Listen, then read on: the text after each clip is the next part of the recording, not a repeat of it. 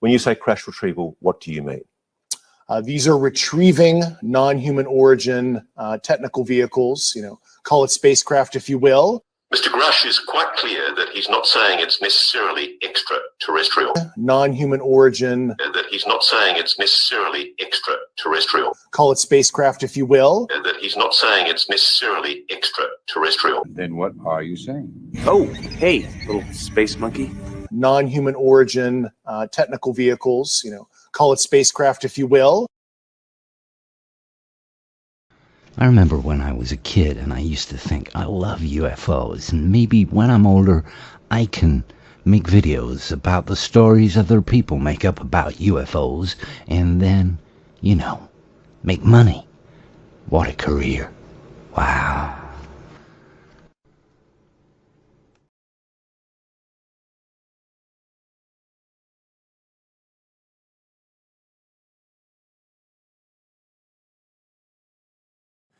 My question is, when there are unsubstantiated claims or manufactured claims of UAPs or kind of false information that's put out there. I have seen the logs. I have seen the videos. We have attempted shoot downs of UAPs on a regular basis. We're talking as recently as last Friday. My question.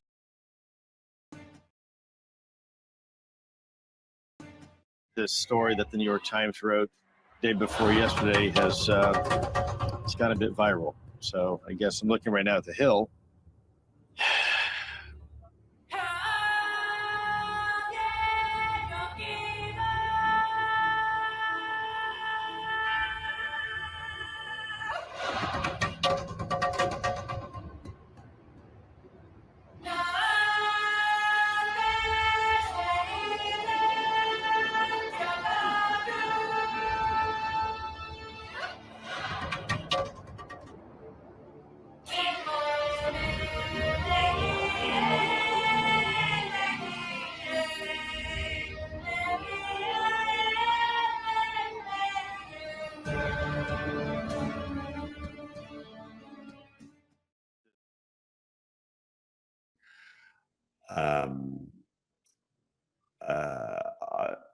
I probably would be more cautious about in terms of how we present it is the sphere story, for the simple fact that we just don't know yet whether it is or it isn't non-human technology.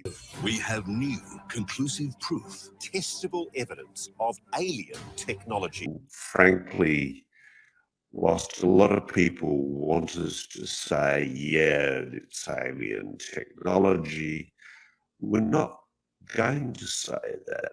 We have new, conclusive proof, testable evidence of alien technology. This renowned scientist confirms it all. Whilst a lot of people want us to say, yeah, it's alien technology, we're not going to say that because that's a terrible danger.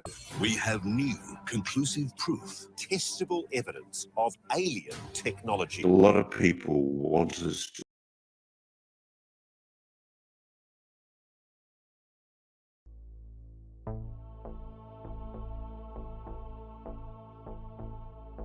It's about truth. It's about disclosure. It's about transparency. And if it means that I don't get my day in the spotlight, then that's okay, because it's not about that. It never was about that. I didn't leave the Department of Defense because I wanted my day in the spotlight. I left the Department of Defense, ironically enough, to finish the very mission they gave me in the first place. I didn't ask for it. I'm not a UFO guy. I'm not a ufologist. I never have been. I never will be. I'm a counterterrorism and counterespionage guy. I do counterintelligence, counterinsurgencies. That's what I do. And it just so happens that in 2008, I was asked to apply those same skill sets into the UFO community. But I'm not a UFO guy. And so for me, it's all about the truth. Whether I'm hunting a terrorist or a spy or a UFO, the bottom line is the truth is the truth. I'm a counterterrorism and counterespionage guy. I do counterintelligence, counterinsurgencies. That's what I do. And it just so happens that that in 2008 I was asked to apply those same skill sets into the UFO community. The bottom line is the truth is the truth. I'm a counterterrorism and counterespionage guy. I do counterintelligence, counterinsurgencies. That's what I do. And it just so happens that in 2008 I was asked to apply those same skill sets into the UFO community. The bottom line is the truth is the truth. It just so happens that in 2008 I was asked to apply those same skill sets into the UFO community. The bottom line is... Greetings and salutations, friends, and welcome back. Tonight we are going to do sort of a recap of some things that we have discovered along the way in our study of the UFO phenomenon and community. And I'm doing this partially tonight for the benefit of some of you who may have missed previous coverage, where we have been uncovering a great deal of patterns that emerge the longer that you study the history of this phenomenon, the longer that you study especially the history of the people who are selling these stories. And a lot of them are getting rich selling these stories. So could perhaps monetary gain be the root of their so-called intense interest into this phenomenon? I believe so. And we can see and cite a great deal of historical examples. We'll be doing that tonight. But first, we'll begin with an overview, because I think it's important when you first really become interested in this subject, there's a lot of things that people don't tell you. So if you're newer to this subject, and by newer, I mean 5 years or less, a lot of those 2016, 2017 people who jumped in after the New York Times article aren't even aware that that New York Times article was based on a complete and total lie. And in fact, the entire UFO career of one Lue Elizondo, who got book deals, TV show deals, live speaking deals, and more, it all began on a lie. And one might ask themselves, for example, if somebody came to you or you met somebody in a bar or something like that, and he told you that he was a police officer, and then began to regale you with stories of his service as a police officer, but then you found out he was never actually a police officer, would you actually care to listen to more of his stories? For most people, the answer would be a resounding no. Why would I listen to a guy tell me police stories when he claimed he was a police officer? That was the first thing that he told me. And that first thing he told me turned out to be a complete and total lie. And yet here in the world of UFOs, which, you know, I kind of think is really mixed with the land of make-believe, because in the case of one Lue Elizondo, he literally lied to the New York Times. He had to have, or he conspired with the writers of that article to put forth false information. Those are the only two choices. He was the primary source behind this famous New York Times article, in which he claimed he ran a $22 million funded secret government Pentagon UFO program. That's not what happened. No, he never ran a funded UFO program. He never ran an official UFO program. And I don't care how many letters from a scummy senator you show me that says he did. That's the only piece of evidence. People, well, that senator said that he did. Yeah, he was in on the original $22 million scam that scammed the American public out of $22 million so that his friend and political donor in the form of Bob Bigelow could study his own ranch and waste $22 million chasing goblins, werewolves, and poltergeists. Oh, and also UFOs. So somehow that's supposed to make this $22 million of taxpayer wasted money apparently okay. That's the only evidence that people can find or put forth. Meanwhile, there is on the record statements from the Pentagon. He never ran any official program. He never ran any funded UFO program. So the man's entire life and history when he comes into the UFO community begins with a complete and total fabrication, misrepresentation, exaggeration, or something more commonly known as a lie. It all began with a lie, friends. So congratulations for getting more attention on the subject with a lie. Congratulations for getting more people interested in the subject with a lie. Congratulations on collecting, what was it, $2 million with your To the Stars Academy organization? That was based on your original lie and then more lies tacked on top of it. And this is what we get. Liars, fabricators, hoaxers, and people that I would not trust any information these people gave me or would give me. And let's be clear, they're not giving away information. They're selling information. But their information is garbage. They are garbage peddlers.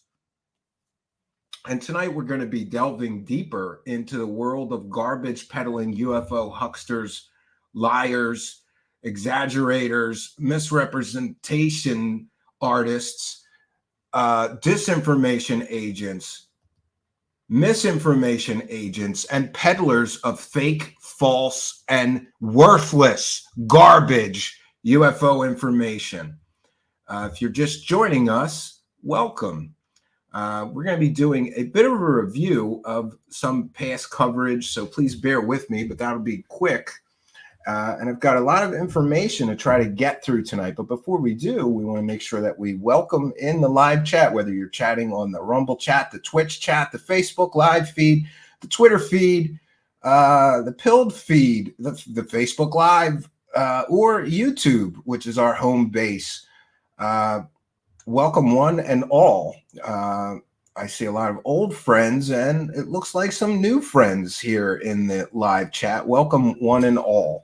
So we'll begin tonight's presentation with a general history and overview, because tonight we're going to be exploring the pervasive issues of disinformation, misinformation, and fake and worthless information in the realm of UFO and alien narratives. Tonight we'll be shedding light on the historical context of the rampant fraud, the rampant fake stories and hoaxes associated with these phenomena. Tonight we'll be doing sort of a comprehensive analysis of some past and present examples, and we'll aim to unveil the profit-driven motives that have fueled the proliferation of false information and stories about UFOs and aliens for decades now. It's enough to recognize, we really have to recognize that this is a subject that people are interested in. Intensely interested in, I should say. And this is why the UFO grift works so well. It is because the fascination with unidentified flying objects, or UAP, and extraterrestrial life has captured the human imagination for centuries.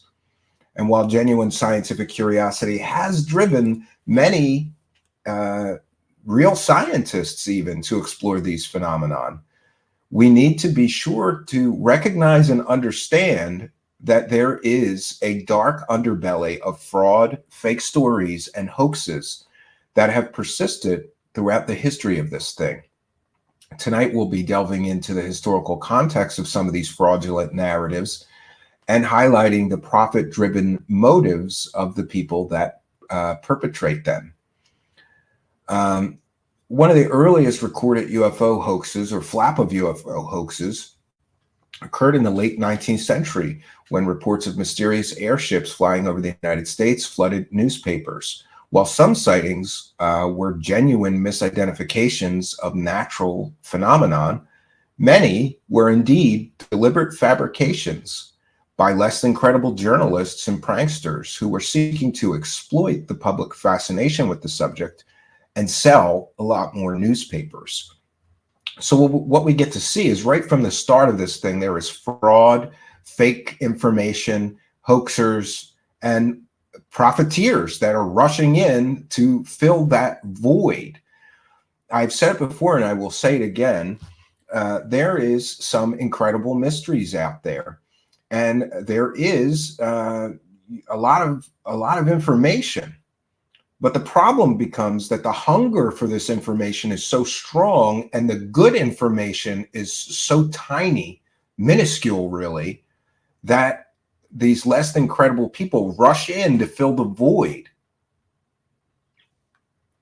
Then, of course, we have the more modern era of disinformation, misinformation, fake stories, and hoaxes. And I believe that the internet is a double-edged sword. In fact, I believe that digital in general is a double-edged sword. Before the advent of digital recording, for example, or digital video, if you were going to make a musical piece or album or a movie, you needed a great deal of equipment, companies, marketing. It was really the realm of the elite. However, the work that was produced was generally very, very high quality. But when we get into the digital age, everybody can make whatever they want. People can make documentaries, people can make movies, people can make whole albums, their own cartoons, their own comic books. But that ability came, like I said, I believe that's a double-edged sword, because while it empowered many people, it also filled the world with garbage, with people that make garbage, because anybody can make a documentary today. Anybody can make an album today or a movie. So what we get now is a great deal more content, but much of the content is garbage. And the world of UFOs is no different. And with the advent of the internet, the spread of UFO and alien-related disinformation has reached incredible new heights. Social media platforms and conspiracy websites also serve as fertile ground for the propagation of sensational stories, which are often motivated by advertising revenue, merchandise sales, and clickbait narratives. There is certainly a profit-driven motive in the UFO and alien communities. And I wish more people would just stop for a moment and recognize, I've had people argue with me about the amount of money some of these top tier UFO celebrities are making. A lot of the money that they're making is public knowledge. You can look at their YouTube videos, and depending on their CPM rate, count up $10 per 1,000 views. And then you'll have a good idea of how much they're making. Count up when we get into situations like Jeremy Corbell and George Knapp, they're putting out content. Go count up the views. Go count up all the views that their so-called new podcast has gotten since they began it. And then again, apply a very simple metric. It'll give you at least a guesstimate of how much money they're making. $10 per 1,000 monetized views. You do the math and then come back and argue with me that profit is not a motive and they're warriors for disclosure. Garbage. That is a garbage argument. And besides those monetized views, of course, we have book sales and merchandise. I'm told George Knapp has a new book again, right? Authors and self-proclaimed experts have capitalized on the public's interest in UFOs and aliens by churning out books and merchandise that often rely on sensationalism and fabricated stories, or stories lacking any real or credible evidence, in order to boost sales and gain more attention. Then there are the lecture circuits and conferences. UFO and alien-themed conferences and speaking engagements have become a very, very lucrative industry. Some speakers at these conferences, it would be fair to say, exaggerate or even fabricate their experiences to attract paying audiences and gain more work at these lecture circuits and conferences. Then, of course, there is the favorite form of income from false alien narratives and UFO stories, and that would be clickbait and advertising revenue. Online platforms driven by advertising revenue often incentivize the spread of sensational UFO and alien stories because they attract a great deal of clicks and views. This has contributed greatly to the proliferation of fake stories, hoaxes, disinformation, and misinformation surrounding these topics. The history of UFO and alien stories is replete with examples of hoaxes, disinformation, misinformation, and false narratives driven by profit-seeking motives. While genuine scientific investigation of these phenomena is essential, critical thinking and discernment are equally crucial when evaluating these extraordinary claims. And I believe it is only by studying and understanding the historical context of these profit-driven motives behind the narratives that we can better navigate this complex web of UFO and alien information that some of us, especially if we're deeply dialed in, are being bombarded with on a daily basis. It is only through discernment and critical thinking and fact-checking, digging a little deeper, that we can ensure that the truth can still prevail over deception in the quest to understand this mysterious phenomenon known as UFOs or aliens. So I also have some notes here, and we are going to get into my notes. And so many of you sent me two things: this Ross Coulthart latest interview, and also this Jeremy Corbell stint on Steve-O. Nothing says credible like, going on a podcast with a guy who, begged Mike Tyson to punch him in the face for a movie or what, Steve-O, really? This is great. That's who you're going to now for your UFO information. I think I heard Lou Jimenez describe it better. Steve-O is the guy who used to staple his nutsack to his leg, and now he's going to talk UFOs on his show. Great source of information. So the UFO grift works through lies, deceptions, half-truths, carefully massaged stories, the lie by omission, and more. And I've said it before, and I will say it again. I'll try to say it a little better this time for the benefit of those watching. What a lot of people won't tell you or don't tell you or never tell you when you really get interested in UFOs is that the world of UFOs is filled with scoundrels, criminals, con artists, snake oil salesmen, pathological liars, attention seekers, narcissists, psychopaths, sociopaths, profit-driven hoaxers, liars, and swindlers. And those are just the good guys. We have gone over in great detail here before that I believe there's a three-point plan that many of these grifters use to sell their UFO stories and alien narratives. And the first step is to overhype, over-sensationalize, over-promise, and promise incredible new revelations are coming. The second stage of the grift is the under-deliver and excuses stage. Inevitably, because they all overhype and over-sensationalize in order to get eyeballs on their stories. After all, we live in an attention-based economy. And the more eyeballs they get on their stories, or the more ears they get listening, the more money they make.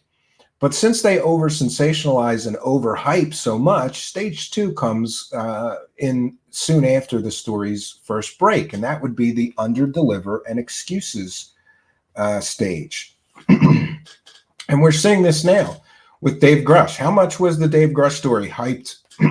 Pardon me.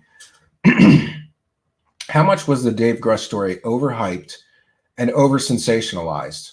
We were promised all kinds of evidence. Oh, he's got all kinds of evidence. And now we're in the under-deliver stage and the excuses stage. And the excuses come, why isn't there evidence? You said there's going to be evidence. Where's the evidence? Then come the excuses for why the evidence can't be revealed at this time, right? Usually it's classified, or the Men in Black, or I'm under deep state attack or threat, or NDAs. There's always some excuse for why the evidence never seems to come. And then, of course, stage three is the big letdown, when even a true believer will realize that this person is largely full of shit and didn't have evidence to begin with and just overhyped the story in order to make money. The UFO grift also works on a few different factors. One is that the grifters are hoping for low information viewers, people who are sort of new to the subject, who don't know the history of the subject or the history of the people that are selling these fake stories and their history of selling fake stories in the past.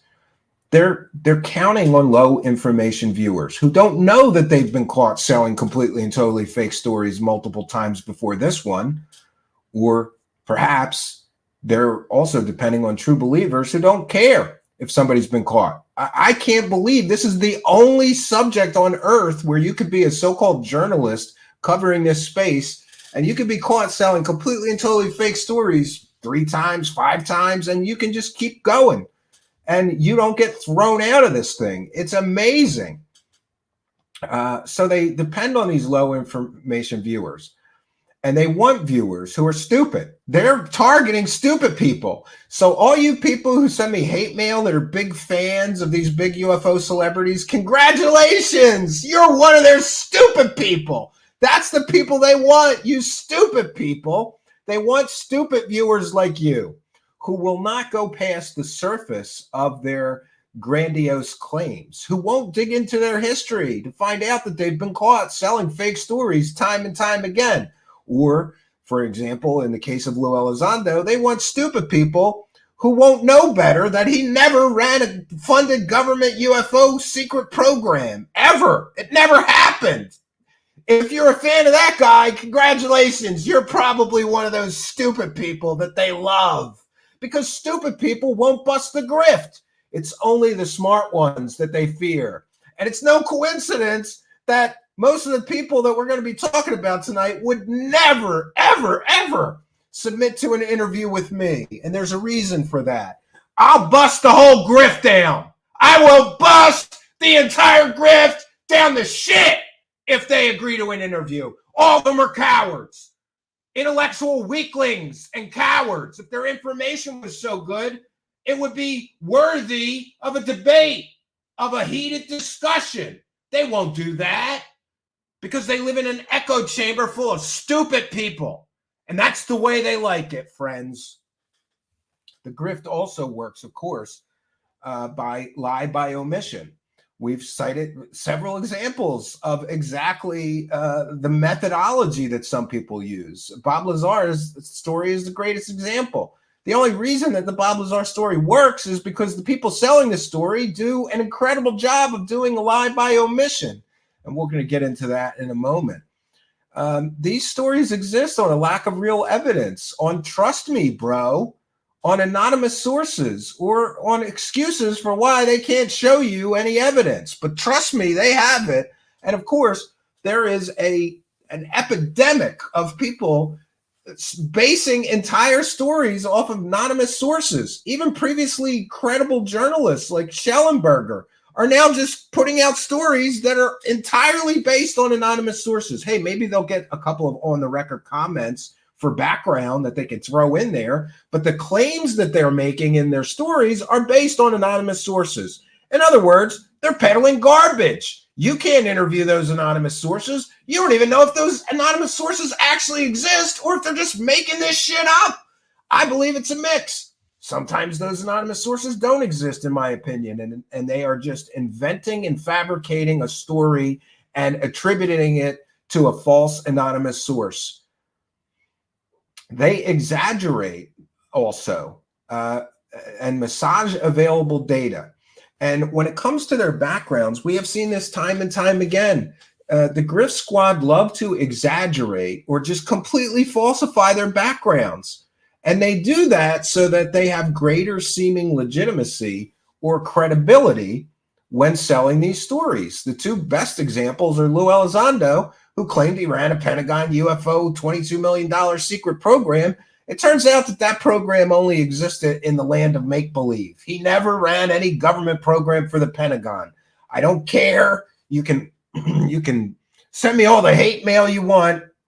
If Lue Elizondo had actually run a $22 million funded Pentagon UFO program, there would be a mountain of paperwork about that. Guess how much paperwork there is about that? Nothing. There's nothing. You show me a UFO case he investigated for the U.S. government. You can't, and you won't, because apparently the grift saying that he ran a Pentagon UFO program only works in the land of make-believe. But we live in reality, where things like facts and evidence and track record and history and on-the-record sources confirming or denying what he did or did not do for the Pentagon actually exist. And unless you want to live in a fantasy land where he's some kind of hero, that's another thing. Mr. War Hero, right? What was it? General Mattis jumped out of a troop carrier and saved him in a battle? Did he ever correct the record on that? Of course not, because he lives in the goddamn land of make-believe. And so do you if you believe that guy who's been living a lie for years now. Living a lie for years. I'm a UFO expert for the Pentagon. What a jerk off this guy is, right? I would be afraid. And there's no shame, too. Well, that's another thing. You can't have any shame in your game. Oh, and the second best example I could think of people who have exaggerated or just falsified their backgrounds completely so that they could have greater seeming legitimacy and credibility in selling alien stories is Nick Pope. Nick Pope never ran any British UFO program. There's letters from the British government confirming he never investigated crop circles. He never investigated alien abductions or cattle mutilations. He never investigated shit for the British government. It's right on his website. That's a form of fraud. He's taking money from people claiming that he did all these things, and the British government says, oh, no, he didn't. But welcome to the land of make-believe, right? Then we get into, we should recognize and understand that the people selling these stories they lack even the most basic journalistic ethics. There is no ethics in this. You can use fake sources, anonymous sources. You can use criminals, right? We've seen this. Kerry Cassidy has used a court-martialed child predator who's right now a fugitive from justice to sell some of her stories. She's using a guy in prison right now for murder that's been in prison for decades. She's claiming that he's like teleporting out of his prison cell and saving Earth. He's a complete and total, he's a convicted murderer. So you got to you can use problematic sources, pathological liars, criminals, whatever you need to do to sell the story. You got to get the grift to work, whatever it takes. Next, what you'll notice from many of these people is there is constant fundraising. There is a constant push to sell new products, documentaries, live events, speaking engagements, members only, get behind my paywall. And in full disclosure, we have that, but ours is $1 or $5. We do the best that we can to provide accurate and real information. We're not selling garbage peddled fake alien and UFO stories behind our paywall. We're just doing a little extra versus what we do here publicly for free. And by the way, I've always said, if you're having a tough time, you can email me and I'll send you the same benefits that I do to the people behind the paywall. I realize it's a tough economy. I hate paywalls. Then, of course, the live events. Look at the prices of some of these live events to see people that are proven liars, that have provably sold fake stories before. All the conferences have to know that these people like Linda Moulton Howe, Nick Pope, and so many others are basing their material on garbage, fake information. They don't care. As long as these UFO celebrities put asses in the seats, they don't care how many times they've been caught lying or selling fake stories. There is no integrity in this. And by the way, there are no good guys. Even me, right? I'm the devil now, according to some people. Whatever. There are no good guys. In short, many of these characters are constantly asking for money in one form or another. Or they are asking for your attention. I've had a few people tell me like, well, I never paid Ross Coulthart anything. He's not ripping me off. Well, do you watch his YouTube videos? Yeah. Well, then he's ripping you off because he's getting your attention based on over-sensationalized, completely and totally fake stories. And he's getting paid for that because you're watching the videos.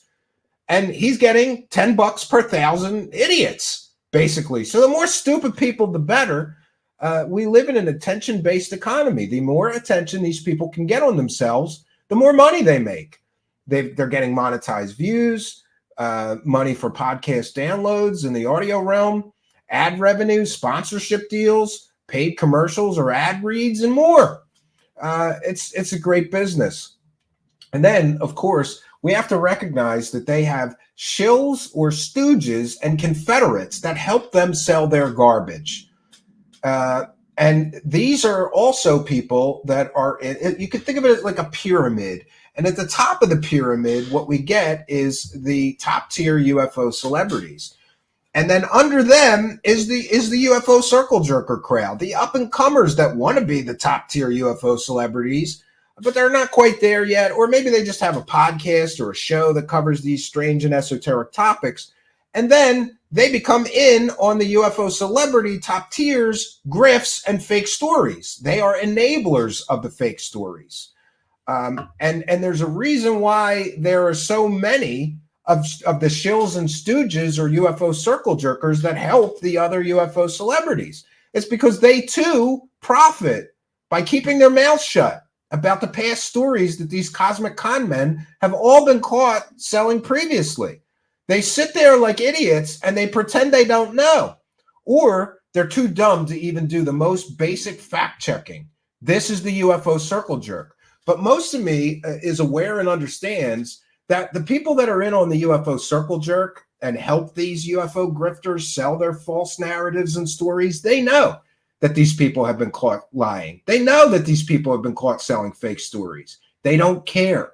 And they don't care about their audience. Their audience is nothing but a victim pool so that they can make money helping UFO grifters sell false narratives. And by the way, there's no excuse for somebody interviewing a Linda Moulton Howe and not bringing up her history of selling false narratives, fake stories, and being caught selling completely and totally fake information. There's no excuse for somebody like, oh, I don't know, what is it? What is the name of that shitty? This is like the worst UFO show. That UFO podcast. There's no excuse for that UFO podcast interviewing Ross Coulthart and not bringing up that Ross Coulthart has been caught selling 4, count them, 4 completely and totally fake stories. UFO podcast, you're a garbage peddler. You are a garbage peddler of shit. You live in shit. That's where you live, UFO podcast. You are a garbage peddler, helping other garbage peddlers fill this entire subject with shit. That's what you do. All right, sorry. Hold on. I'm going to take a breath. I'm tired of seeing these people. And you know what else I'm tired of? Them making 100 times more money than you can make if you actually do this the right way and have some goddamn ethics and tell people the truth about what's going on. That UFO jerk off. That's what that guy's show should be. That UFO circle jerk. That's what I will forever call him. He interviews Ross Coulthart and doesn't ask him about the 4 completely and totally fake stories that he's been caught selling and why anybody, why should anybody believe a guy who's been caught selling 4 completely and totally fake stories? This is the world of the shills and stooges and useful idiots who help these grifters and con artists make this shit work. And I'm tired of it. I'm just getting so tired of it. I'm tired of the lies. I'm tired of the deceptions. I'm tired of all the people playing along. And by the way, I've been in this thing for a long time.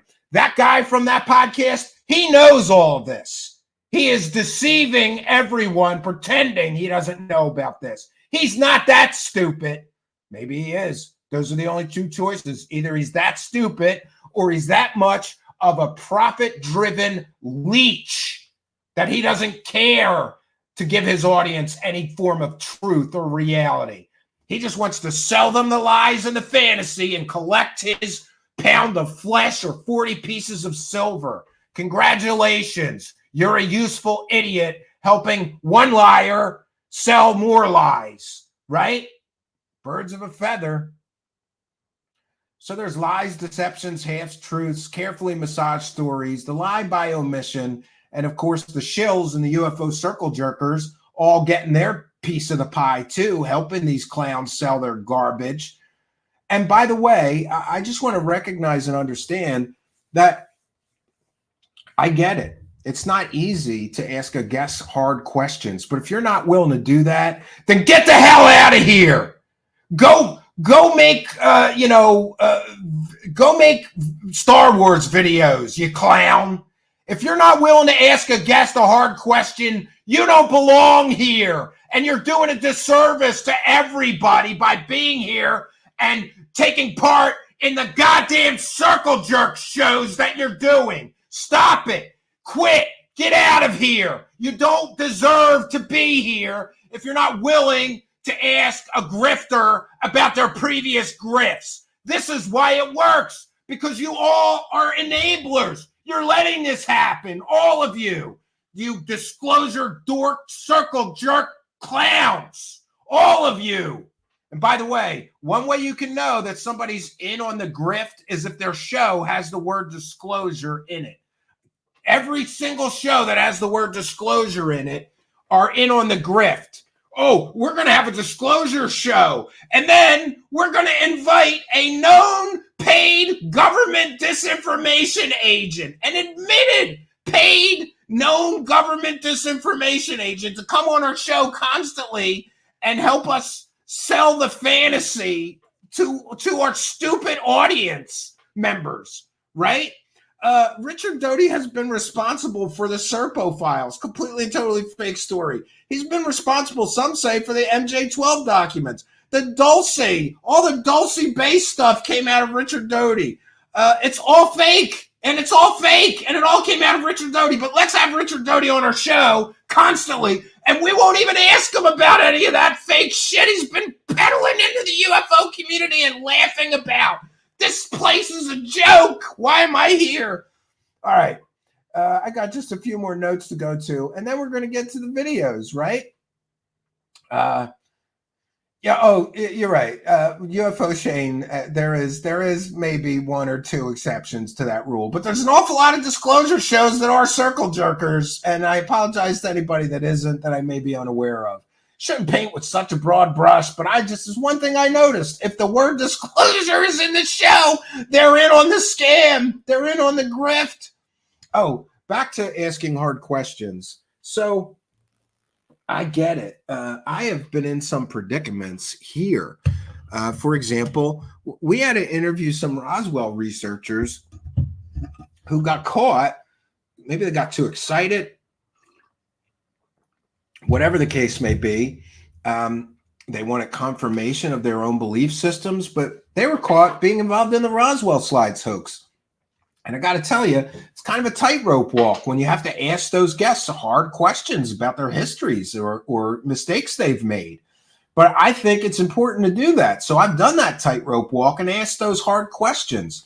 And one of those examples is the Roswell researchers. We did a whole series here, and some of them were used. I believe they were used by Jaime Maussan, but whatever. That's my opinion. But anyway, they were in on the Roswell slides hoax. I asked them all about that, and we got good answers out of them, right? So we brought our audience the entire truth, not giving our audience just the parts of the story that give them the disclosure boner. I'm not here to give you a disclosure boner. I'm here to get to the truth of the story. Whatever that truth is. If it doesn't give you a disclosure boner, sorry, not sorry. But I'm not going to leave out parts of the story just so you get that disclosure, Okay. So finally, there is a complete and total lack of accountability for getting caught scamming, grifting, or selling fake stories or profiting from completely and totally fake stories and narrative. There's no accountability here whatsoever. In every other subject, no matter what it is, if you get caught selling a couple or three, let's say three for the purpose of this example, if you cover political news and you get caught selling three completely and totally fake political stories, you're out of a job. You're done. If you cover anything, right? What if you cover science and technology and you get caught selling three completely and totally fake science and technology stories? You're done. You're never covering science and technology again. They'll run you out of there. So will almost any other interest group. But somehow in the UFO community, you can get caught scamming or grifting off completely fake stories and narratives over and over and over again. And apparently the UFO community, for whatever reason, they don't hold anybody accountable, or they instantly forgive and make excuses for that person. Or worse yet, everybody just puts blinders on and pretends that they don't see that this just happened.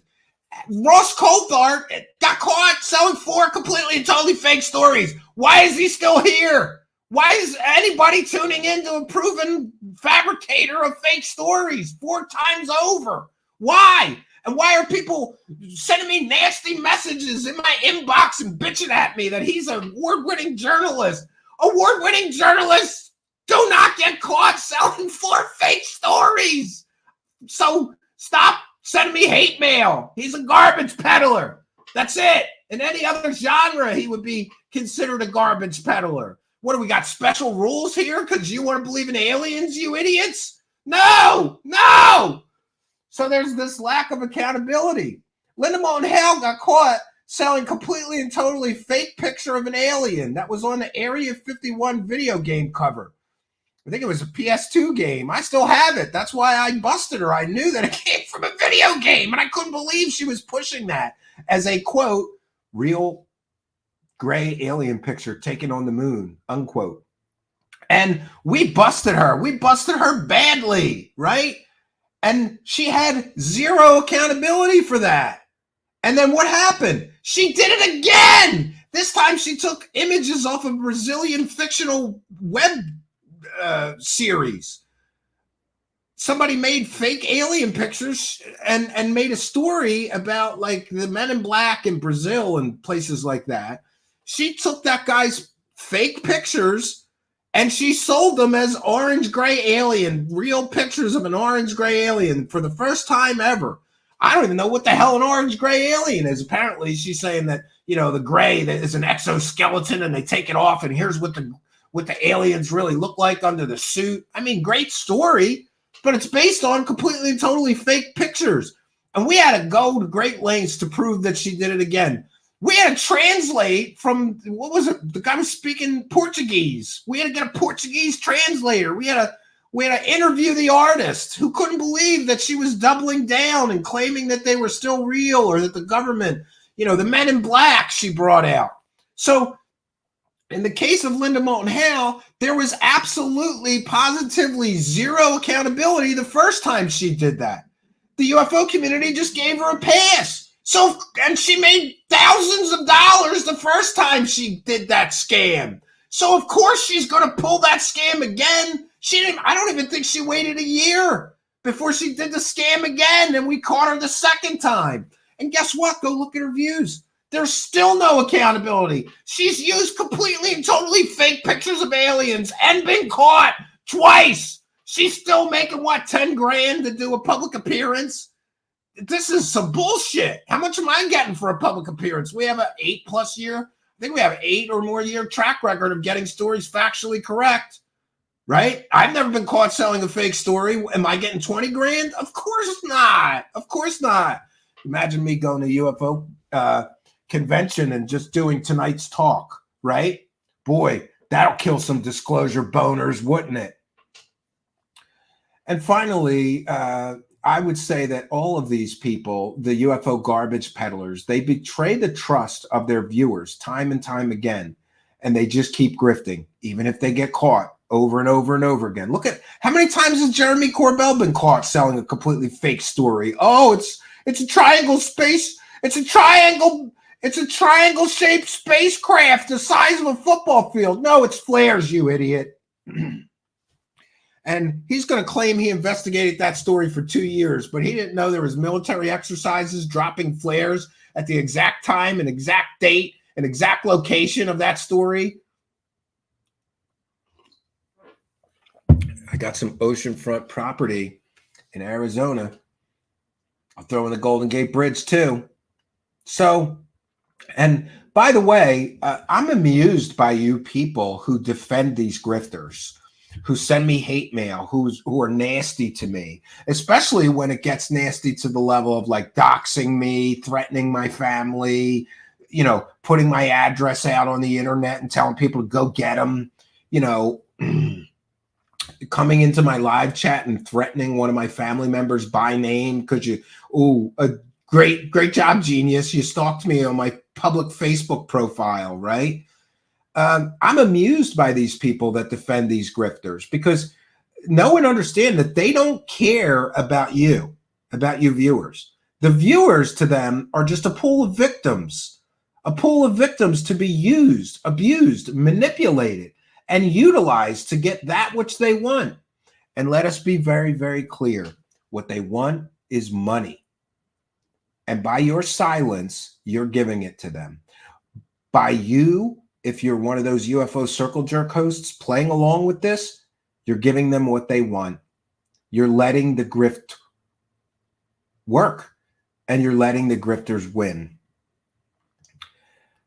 I may make an awful lot of mistakes here going forward. I'm sure I've made some mistakes already, and I'll make more mistakes. But one thing that I promise you is that I will never knowingly sell you a totally fake story. I will never do the lie by omission. I will try to give you all of the information that is available and let you make up your own mind. And I think that is the fair and ethical way to do this. There is an ethical way to explore these strange and unusual topics. Unfortunately, as soon as the money comes into play, people throw their morality and their ethics in the garbage.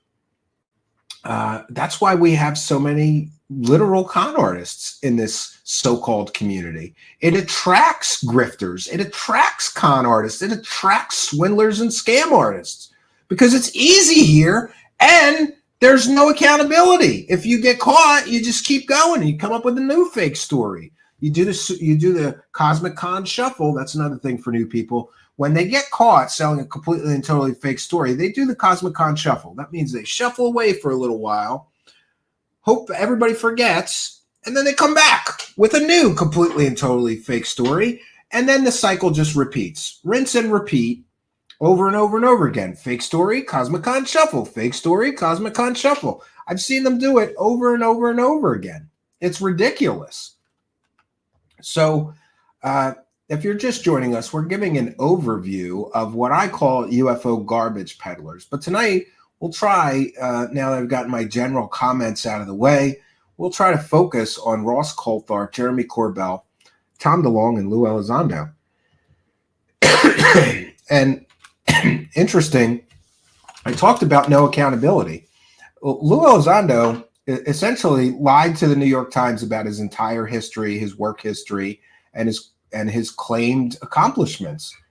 And instead of the UFO community throwing him out on his ass, he was welcomed in with open arms. Oh, he's a government insider. Yeah, he was an insider to looking at real estate for the Pentagon. That's what he was an insider at, looking at real estate for the Pentagon. I'm trying to find it. Somebody gave me a screenshot earlier. Mr. Lue Elizondo is now posting nonsense that sounds like a cult leader to me. Now, of course, I can't find it. Great. 1 second, friends. So he's posting lots of nonsense, I think. We'll get to that in a moment. But first, I want to begin with an example of how the UFO grift works. And for this example, that would be the lie by omission. The Bob Lazar story, as I mentioned, is the very best example of grifters selling the story and making the story work because of the lie by omission. Jeremy Corbell, while he sits here and interviews Bob Lazar, is going to pretend that he does not know some things. And by the way, I'm aware he does. Jeremy Corbell is going to pretend that he doesn't know that there's on-the-record sources that worked at Area 51 at the time Bob Lazar claimed to have worked there that adamantly say he never stepped foot on Area 51. He never flew in on the Janet Airlines. He never stepped foot on Area 51. And I hear the excuses, oh, but he worked at S4. No, he said he flew in to Area 51 on the Janet Airlines and then went from Area 51 to this imaginary base in the land of make-believe. But there's a problem with that. In order to get on the Janet Airline flight, you have to be in the logs with your real name. In order to get off the Janet flight at Area 51, you have to be in the logs with your real name. In order to step foot on Area 51, there's a check-in log. You have to be listed in the logs under your real name. In order to leave Area 51, you have to be in the checkout log under your real name. And according to on-the-record real sources, an Area 51 security guard who worked there at the time, Bob Lazar, was not in any of these logs. So Jeremy Corbell has to pretend that that evidence doesn't exist. And then he has to actively do the lie by omission and withhold that information from his audience when he makes puff piece, garbage, fake information videos like this one. And by the way, we'll put up our fair use banner. This is a transformative work. We are educating the public about UFO garbage peddler Jeremy Corbell, who claims to be an investigative filmmaker and has recently started claiming to be a journalist. I believe mostly because he wants journalistic protection for leaking information that never should have been in his possession, like still images that came from videos that were played in classified briefings for the United States government. Yeah, he's a journalist all of a sudden. Don't believe it.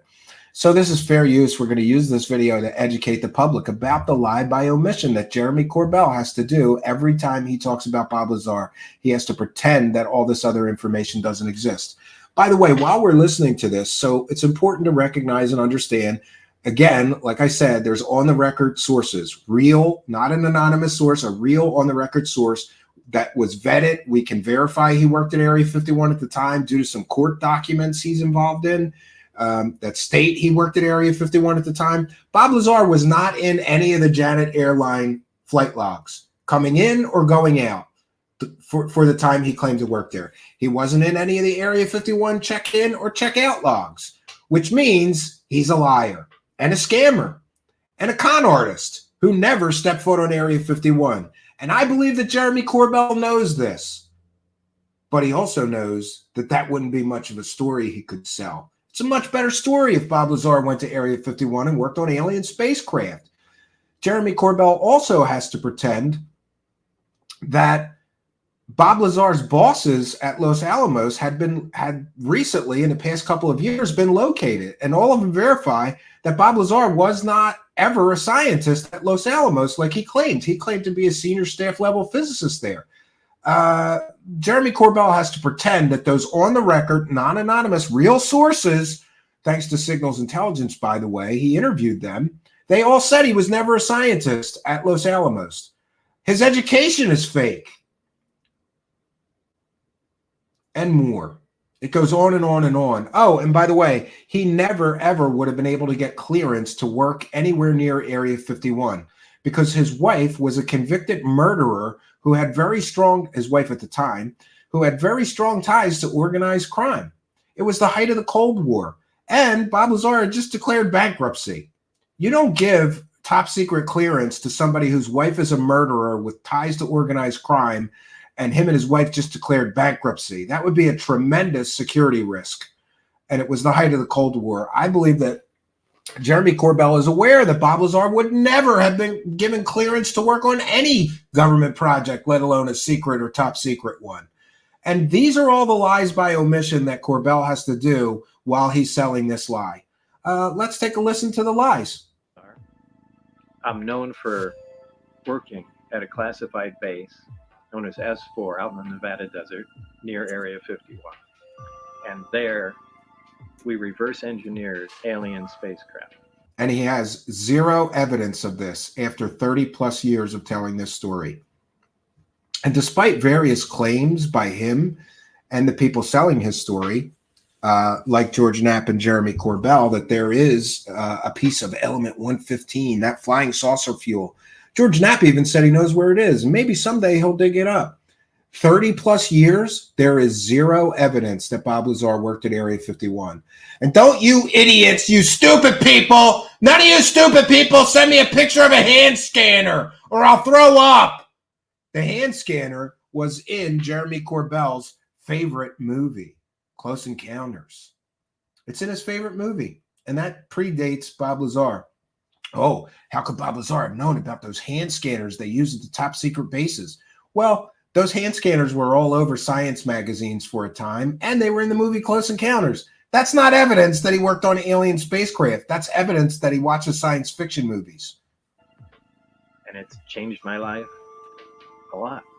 Yeah, it sure did change his life. He's made a lot of money selling this grift. That's another fallacy. Oh, Bob Lazar doesn't get paid. He didn't make any money. He cashed in every chance he got. He got a tester's model deal. He sold VHS tapes in the back of science magazines. By the way, I was a victim of that. He owes me $24.95 plus shipping and handling. I was a child when I was first ripped off by Bob Lazar. And by the way, that's not why I don't have a grudge against him. But if he wants to send me the $40 back, I could probably use it given today's economy. He cashed in and got a big money deal for the book. By the way, his book was published by Tom DeLonge and his sister, but they tried to hide that they were the publisher of the book. I'm one of the people that caught them. They weren't too careful with their domain name registration. And I saw who this brand new publisher publishing Bob Lazar's book was and instantly realized that it was Tom DeLonge's sister, who also worked on the Two Stars Academy grift with Tom DeLonge. They didn't want people to know that they were publishing the book. Why? Why is it a big secret that you bought the rights and are publishing Bob Lazar's book? He got a big money deal on that book, and right after he did, he bought a huge property with all these outbuildings worth, I believe, to the best of my knowledge and recollection, several $100,000 right after he gets a book deal. But you stupid people are going to tell me he doesn't make any money off of this? Sure. You know, it's probably changed every aspect of it. Positive or negative? Well, for the most part, negative. I mean, it's really difficult to find positive aspects of that. Book deals, speaking fees. Did you know for that anniversary, I think it was the 25th anniversary, he was paid something like $25,000 for his participation. And by the way, I had a source tell me that. I tried to verify it with the Bob Lazar camp. Nobody got back to me. Crickets, of course. It's hard to see a positive. I don't know, get him paid 25 grand for a few hours of your time to tell your fake story again. That would seem to me to be a benefit. A 6 or 7 figure book deal, that would seem to be a benefit. Now he's got a new documentary deal and coming out with a new documentary. And by the way, here's how you know that the Bob Lazar fraud hucksters are getting real desperate. The new documentary about Bob Lazar, they're going to use remote viewers. When you need to bring in the remote viewers, it's because your story sucks and you have no evidence. That's my observation and my opinion, and I'm entitled to it. If you need remote viewers to sell the story, your story is bullshit. I mean, I'm sure there are some here and there, but most of them were negative. Would you take it all back and just be Bob the jet car guy and never have done this if you can, or are you glad you had the experience? Yeah, that's hard to say. I don't know. I think I'd lean towards not. At this point in my life, I probably lean towards not saying anything. You know, what would be your message to a young person now about looking at your story and thinking about the world? What would you say to them? Just pay attention. Just pay attention. I can't really say much else. The world's a lot different now. Just pay attention? What does that mean? The way information is disseminated and the way things are passed around, it's distorted even faster and more now than it used to be. So they've got a rough road ahead if they're trying to cut through the bullshit. What do you want them to know?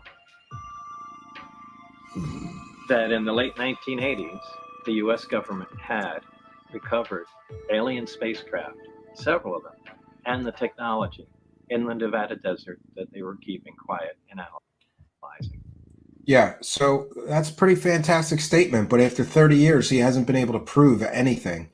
Nothing. Zero. There's zero proof that Bob Lazar is telling us the truth.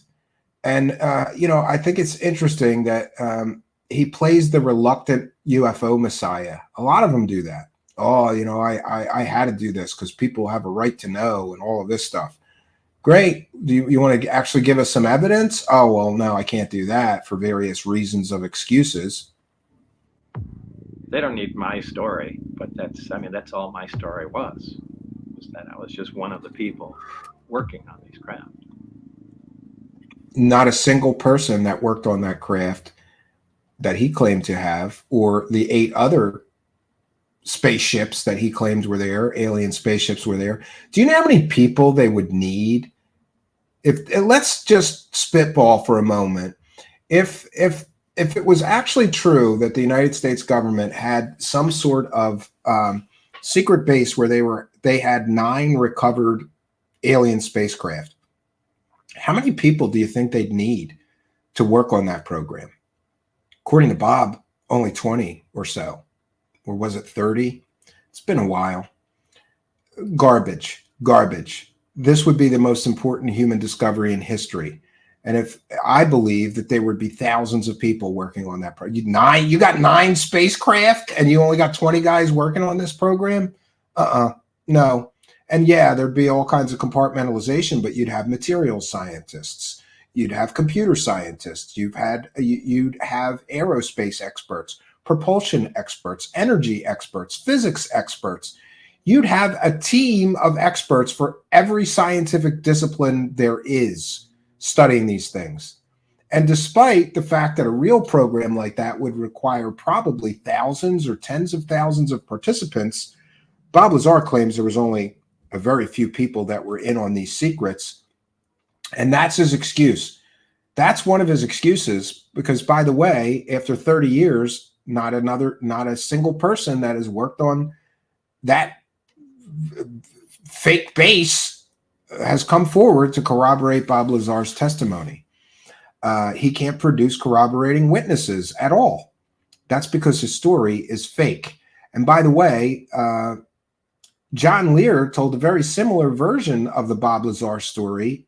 I think it was about 6 months or a year before Bob Lazar came out with his story. And it's just a coincidence that Bob Lazar meets John Lear and he's suddenly working at the base with the alien spacecraft that's on Area 51 that John Lear described 6 months earlier. Just a coincidence. Sure, it's just a coincidence, I guess. I can't take Jeremy Corbell's filmmaking. It's garbage.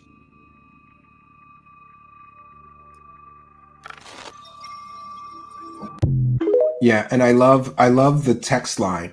People will believe a lot of BS when it comes to this subject, but they disregard Bob Lazar as a liar. That's because he's been caught lying many, many times. People don't know the truth when they're hearing it. Cut through the BS and pay attention. Okay. I've been paying attention to the Bob Lazar story since it first broke in 1989. So we've got an awful lot more to share with you, but we will recognize and welcome the live chat once again. Boy, these messages are flying by. You guys are chatting up a storm in there. I've got more to share with you. So interestingly, one of the useful idiots that I think is being used to help sell the UFO grift is Tim Burchett. Tim Burchett is a congressman, and he's real into the UFO subject. And he was responsible for that horrific UFO hearing that we just had with Dave Grush talking about alien bodies, but being unable to provide any evidence or any proof.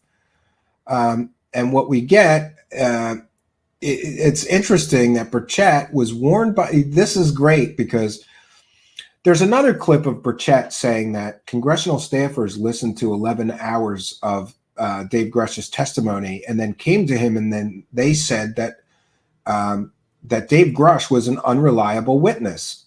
And people kept telling me that Burchett never said that. Yes, he did. And he said it again. And now we've got the clip. So we're going to cite fair use again and play it. And remember, these are the congressional staffers that listened to 11 hours of testimony. 11 hours of testimony of Dave Grush in the closed session, so he could say whatever classified stuff he wanted and whatever. And he came back from that. The congressional staffers went to Tim Burchett and said, essentially, he's full of shit. Oh, this Twitter stuff is killing me. Oh, no.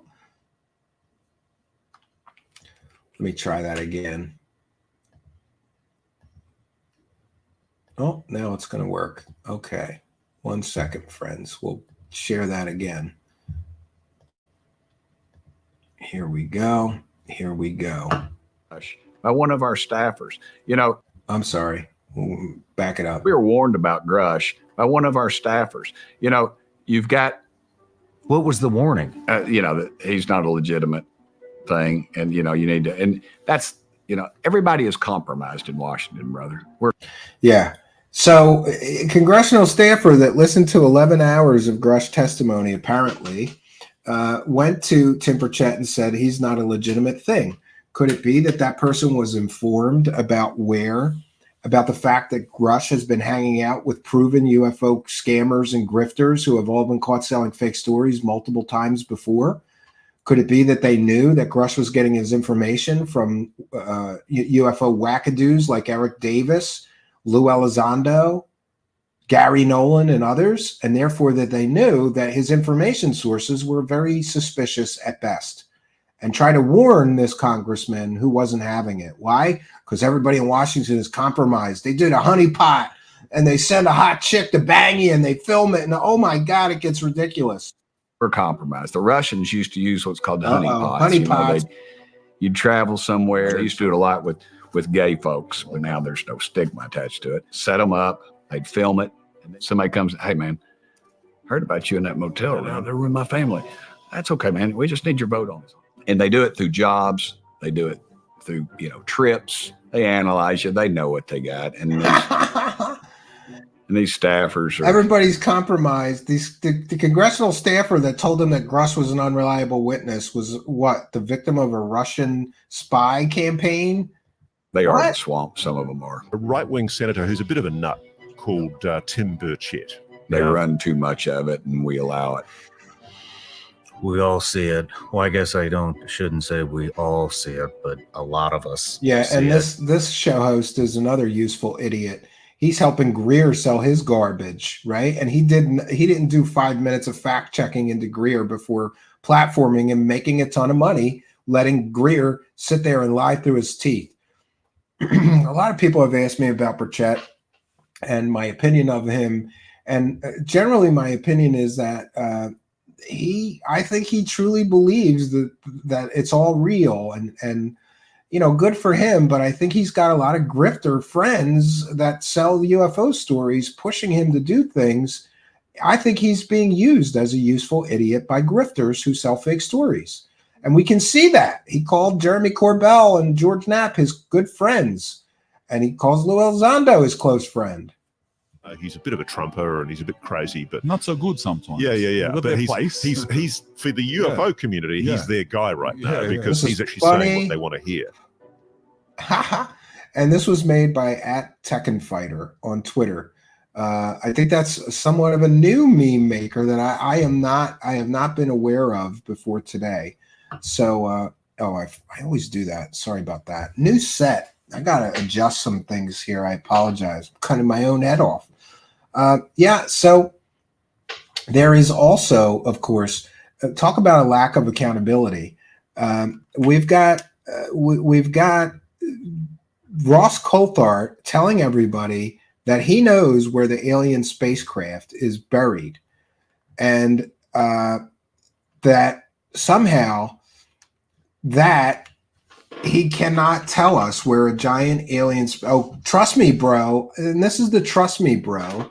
For those not familiar with the show, trust me, bro, journalism is when somebody's telling a fantastical story and they have absolutely no evidence whatsoever that proves the story is true. You're just supposed to trust them. And there is that UFO podcast did manage. This is from Mike Colangelo. I'm sorry if I'm saying that wrong, Mike. You'll have to message me and tell me the right way to say it. Colangelo? Maybe that's better. I apologize, Mike. And he says, Ross Coulthart responds to the request from the UFO community to cough up the location of the huge UFO. Ross says he's not going to compromise an important national security asset. He goes on to say that revealing the location of the giant UFO would be reckless and irresponsible. What evidence is going to be enough to convince the public? Yeah, so we've got Ross Coulthart previously claiming that he knows the location of a giant alien spaceship, and you got to just trust me, bro. But when pressed, I'm surprised that UFO circle jerk even asked him about this question. Do you think the public's going to need to see with their own eyes, bodies and craft before this can truly move on and move up a level? Yeah, in short. I mean, it's funny, actually. I want to say something, Andy, about the UFO community right now. I love and deeply respect the people who are as passionate as I am about getting to the truth of what lies behind this mystery. But there is a new phenomenon right now that I've really noticed in the last few months of really quite angry hostility. People. All right, what's going on in the live chat? Because I just had a viewer message me that the mods are out of control and I have to leave. And I don't know what's going on over there. So I apologize if mods are heavy-handed or what's going on.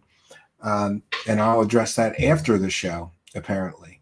But we want everybody to feel welcome here. So unless anybody is doing something really wrong, we try not to time out people. We try not to hide people or censor anybody's free speech. We have a free speech zone rule here. Oh, and actually, it's kind of interesting then that UFO Circle Jerk host didn't really ask him. I haven't heard him ask him. People are sort of taking it out on commentators like me and you. That, you know, essentially we just need to spew everything up that we know as fast as possible. And he didn't even ask the question. You know, full speed ahead, damn the volunteering torpedoes, and who gives a shit about national security. And one of the classic examples that I want to talk about is I talked a few months ago about this large craft that I'm aware of that's had a building built over it. And people have just been hammering me online, basically saying, you know, you can't do that. You know, Coulthart doesn't know what the fuck he's talking about. Yeah, he doesn't. You're talking out of your ass. You're making up fake stories, and then when it was a big bluff. And by the way, it's important that we know and understand that Ross Coulthart has done the big bluff several times before. He's done the big bluff several times before, and people are calling him out, including me, saying if you really know where a giant alien spaceship, the location of it, that's too big to move, then tell everybody where it is. Show everybody the evidence. Put up or shut up. People called his bluff, and he doesn't like that, right? Doesn't like that at all. I do, actually. And more importantly, the amount of abuse that I've copped for basically not playing the game and just telling everybody everything I know. People do not understand, and they never will, that as a journalist, I'm obliged. Yeah, he's a journalist now. Yeah. A journalist with zero ethics. Why would a journalist with zero ethics not spill the beans on what could be the greatest story in human history? Could it be that he made that up, or that he knows his sources made that up and that's a fake story, and he got his bluff, you know, people called his bluff, and now he's unhappy? Still to heed the laws of my country and to respect the laws of an ally like America. I'm not going to compromise an important national security asset. And meanwhile, he claims that people are telling about classified projects, and he's selling those stories, right? Oh, this is super ultra secret alien back engineering programs. Well, you're letting people tell you about that, and that would be a violation of national security. He doesn't even think through this thing that he says before he says it. Very stupid of him, because people are just going to hammer him more now based on his track record. And I think to reveal the location of what I know, where it is, would, I think, be reckless. Oh, it'd be reckless to tell everybody where a giant spaceship is. Yeah, that'd be reckless. And, you know, that's a good example. And just on the issue of, you know, people saying, you know, what evidence is going to be enough. Frankly, at the moment, I don't know. I mean, I think the moment that people see a little green man and a craft from Zeta Reticuli, I'm sure UFO Twitter is such a hostile, toxic sewer at the moment that people will. Yeah, and I love these grifters that call UFO Twitter a toxic sewer, and you know, oh, there's so many negative people. You're the one that's creating this atmosphere.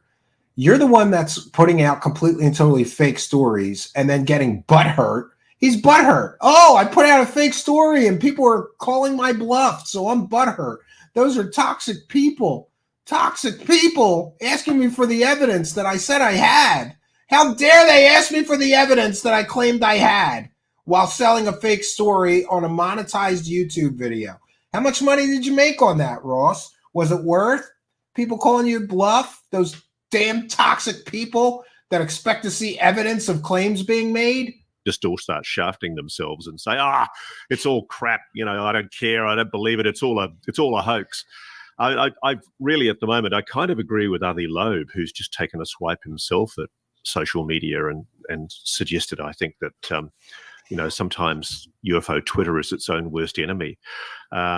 I don't know what would. Yeah, another guy butthurt because he's getting asked for evidence when he's making sensational claims. And most of the scientific community disagrees with Avi Loeb's wild theories of aliens everywhere. It's people.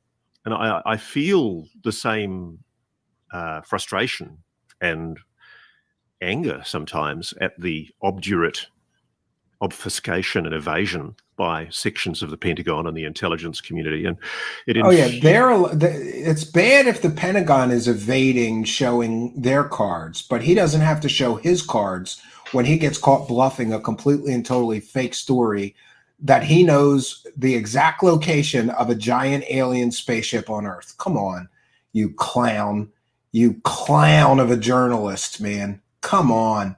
Infuriates me, frankly. It infuriates Congress is allowing itself to be so shamefully manipulated right now. Yeah, it infuriates me that Congress is allowing itself to be shamefully manipulated right now by people like you, Ross Coulthart, who isn't even a citizen of this country, and you're demanding that my government spend money chasing shadows and nonsense, you know, like mental patients that claim that the government has aliens, right?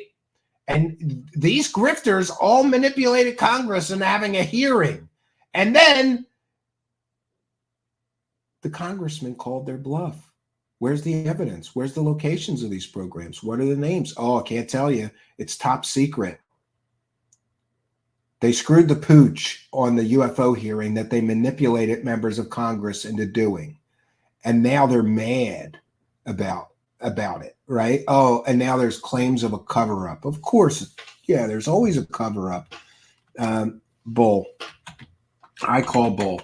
Now we're going to end tonight with just a sampling, I suppose, of this garbage video of Jeremy Corbell.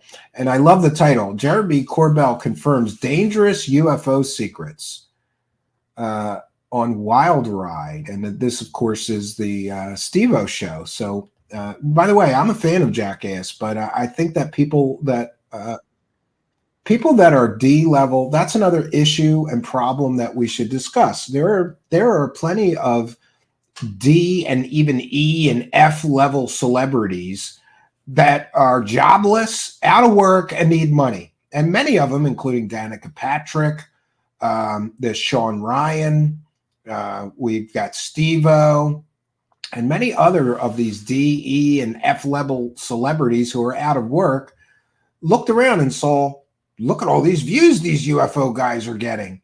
And they started hosting the UFO guys. But the problem is all of these celebrities, and using that term is a stretch, but you know, whatever, they're too lazy to actually do any actual vetting or checking into the guests. They just want to get the UFO views. So they don't do any fact checking on them. They just let them come on their show and lie.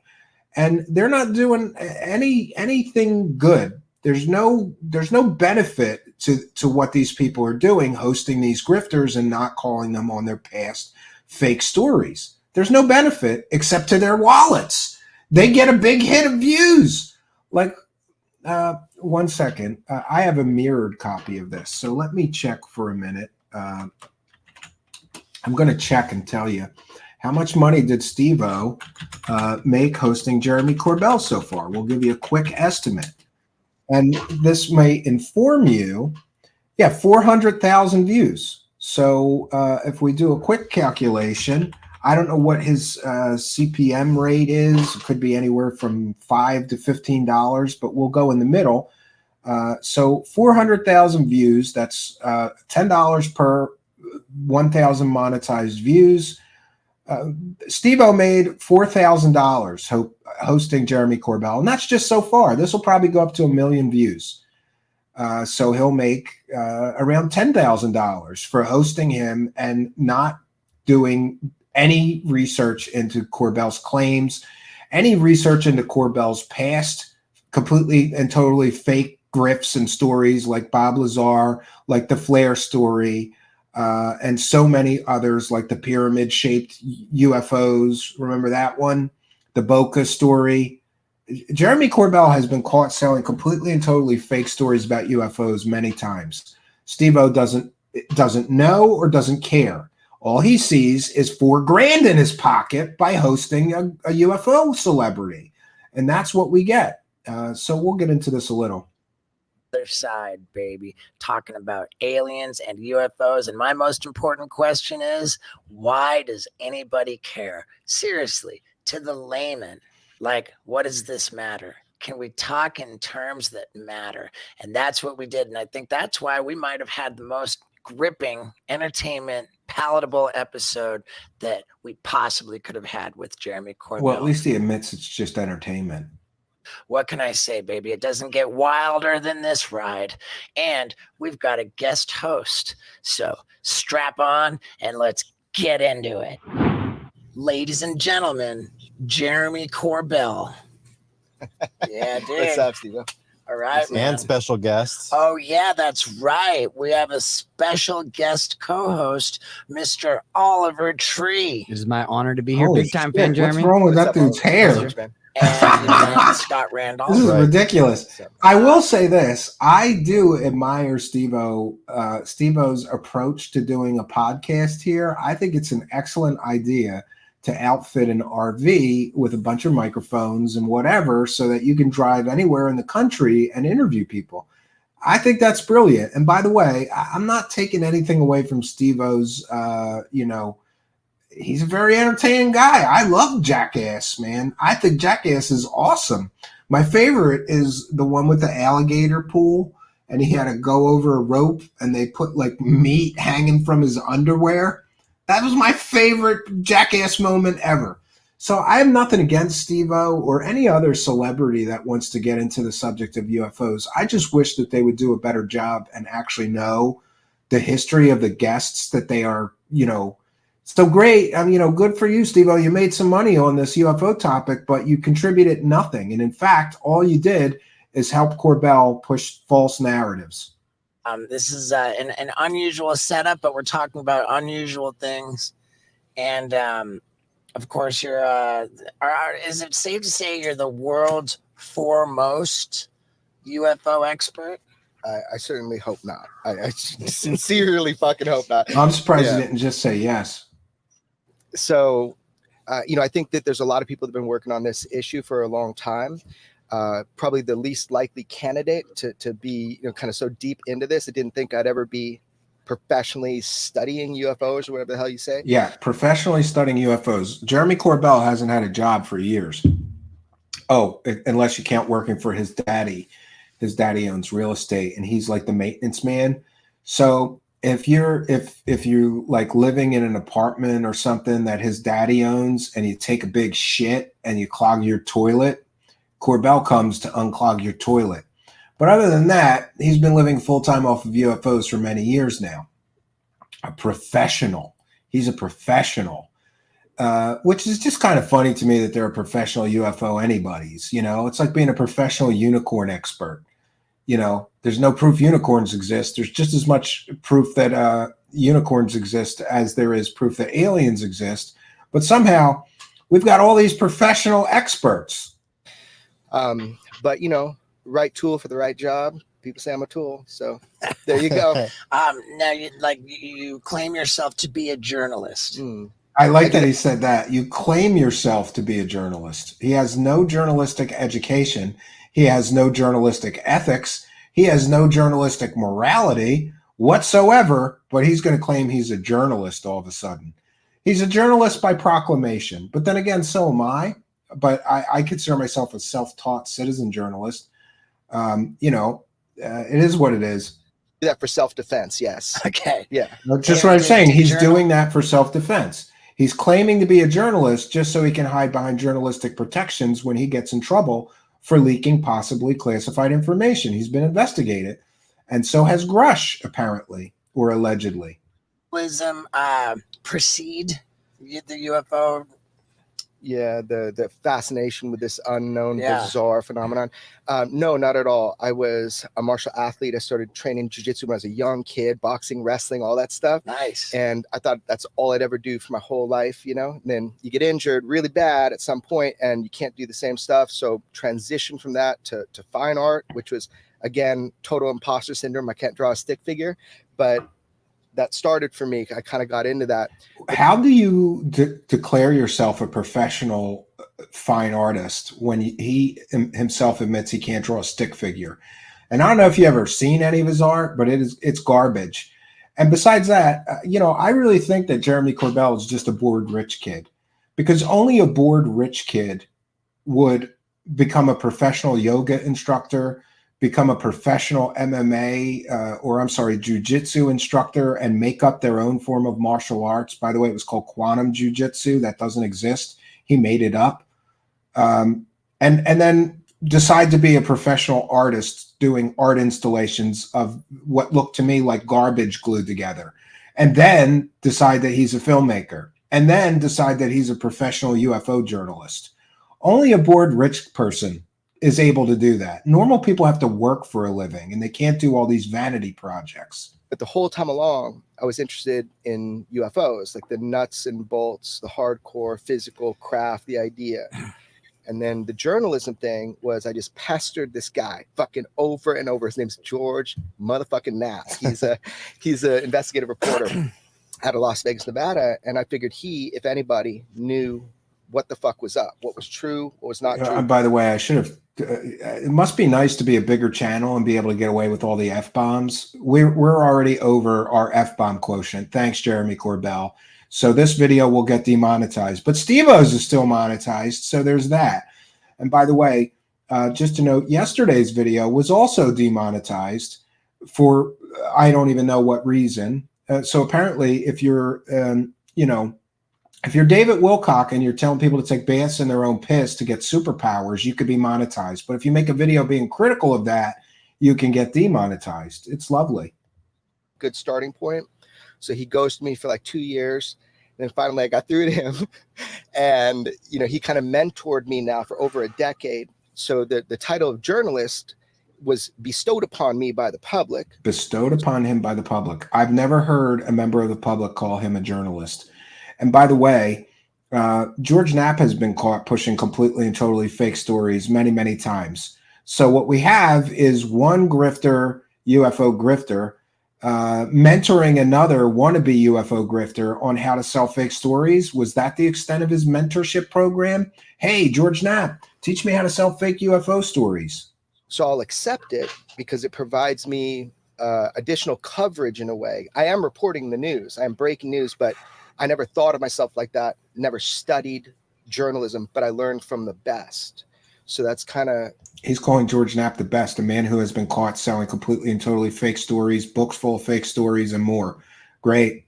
And in between that, I made movies about UFOs, it was also unexpected, like the Bob Lazar movie. Right. And so that kind of thrust me in a position where people were confiding in me, things that they hadn't told their families, hadn't told their children, hadn't even whispered to their dogs. It's like... Right. So kind of accidental journalist.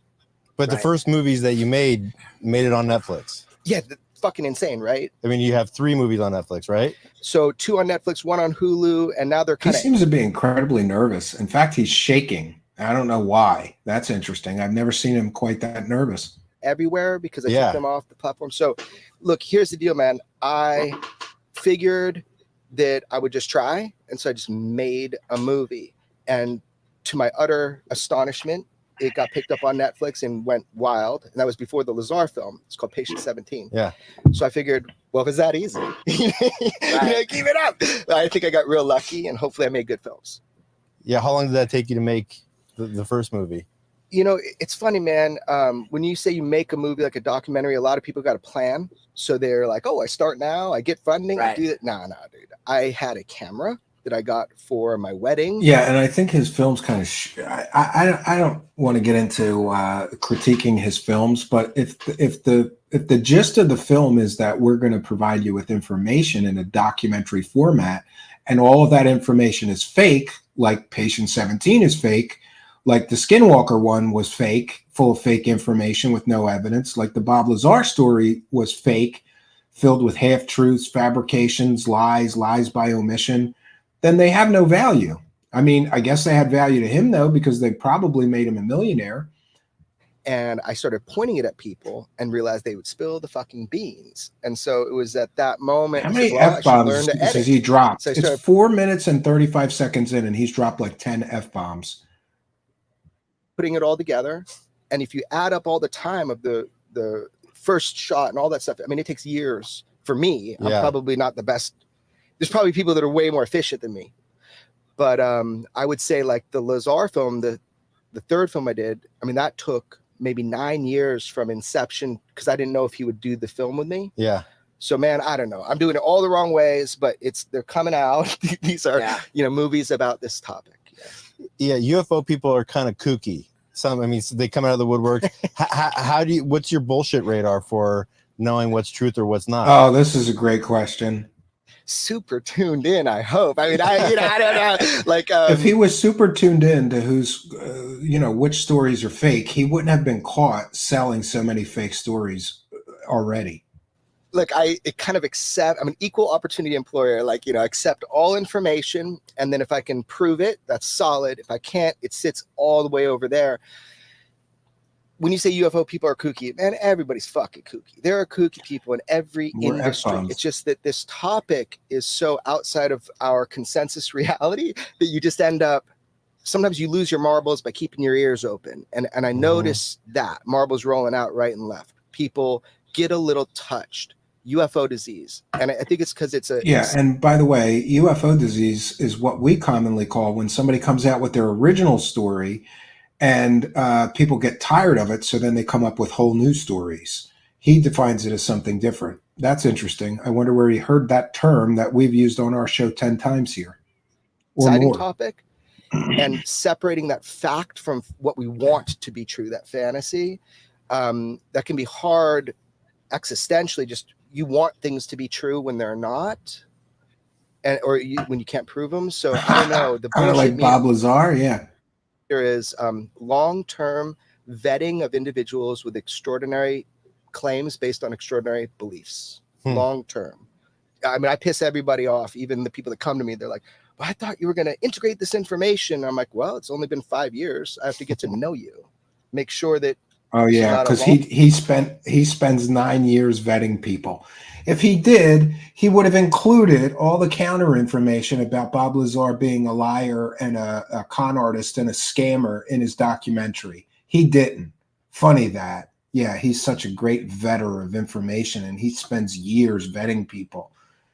Whatever. On con. Okay. Very recently, and seemingly only recently, has the government acknowledged the existence of UFOs. They're real. And that is objectively incredible. But what I find more incredible is the fact that when the government comes out and says UFOs are real, seemingly nobody cares. Like nothing changed. Like that is a little strange. It's just like life goes on. Like I just, now you're. But see, here's the thing: there is often a conflation of the word UFO with the idea of alien spacecraft. The government acknowledged that yes, there's UFOs, there's unidentified flying objects. There's sometimes objects in the sky which we cannot properly identify. There's a big jump from that to alien spacecraft, and Steve-O here is confusing things. He's essentially under the impression that the United States government admitted that UFOs are alien spaceships. And I think a lot of people are under that mistaken belief. They only acknowledge that, yes, there are unidentified objects in our skies that we sometimes cannot identify. That's not a big admission at all. Obviously a lot closer to it. And so I'm sure that like a lot did change in your view, but me being just a layman guy, like sort of, I just don't, it's amazing to me. I'm like, wait, hold on a second. Does nobody care? Yeah. And I guess that's my first question is that your experience that, wow, like I thought this was going to kind of make more of a splash than it did. Yeah. No, I didn't think it would make more of a splash. It is this kind of slow absorption process of what does that even mean?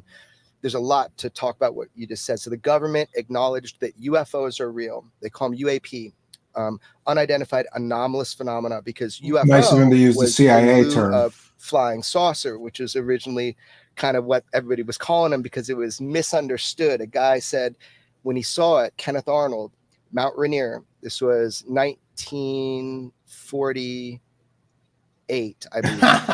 47. I'm not good with dates. No, He I said think that Steve it wagon, moved like so if you took a saucer and skipped it on water. So the meteor was like you're little right. flying And there saucers, is right? the Really, the craft one weren't shaped at all exception like to the saucers, the term. ones that he saw. I So apologize. what happened Total is we go into disclosure. this term Wait a of second. UFO because it was So earlier I said if the word disclosure is in the show, then they're in on the circle jerk and they're part of the problem. And I apologize because I totally forgot about you. And I would certainly count you as one of the good guys and not one of the circle jerkers. So you have my apologies. But thanks for ruining. It used to be, before I was made aware of you, a hard and fast rule that if the term disclosure was in the podcast or show, they were full of shit. But you do your due diligence. You try to do good work. So I apologize. There. It was unidentified flying object. Okay, great. But now we know they're under the water. They're in space. Like this is documented. So unidentified anomalous phenomena is the new government term. So when you say the government acknowledged, that is correct. Our government I agree, has said Red Pill UFOs Hangover. are real. Absolutely. They do fly with impunity within our restricted airspace. We don't know who made them. We don't know who operates them. And they appear to be able to do things that our own weapon systems can't. Our greatest fighter planes can't. The way they maneuver and stuff. So you're right. They've said UFOs are real. We're no closer to Yeah, they said they're real. That means they're unidentified. Who operates them? Where are they from? What's the intent? What they represent to humankind. So the public, in general, they see that shit on the news. It's like, okay, yeah, we all kind of thought that because we're seeing them.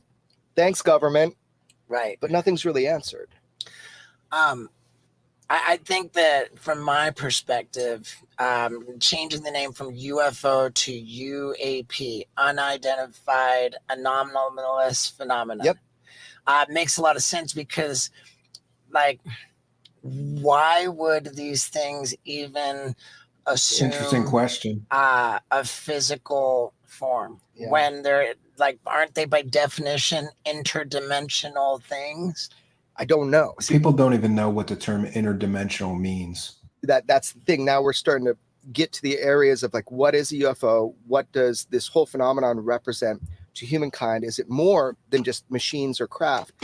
So you just said interdimensional. Let me give you a few other theories people have. So one is like interplanetary. So you're like extraterrestrial. So these are craft coming from other solar systems from within our galaxy or maybe beyond. Zeta Reticuli. Sure, the famous Zeta Reticuli binary star system that Bob Lazar brought into the forefront through documents he read. Yeah, a lot of people did. No shame. So No shame you've in got that idea. As long as you realize it and then move you have on. this one you said, which is interdimensional, which is like so interesting because I can't even live in this dimension. I don't know. I'm not smart enough to understand what that means, but the way it was described in Congress recently, which I'm sure we'll talk about, is like you can take a three-dimensional object, hold it up to a light, project a two-dimensional shadow against the wall, right?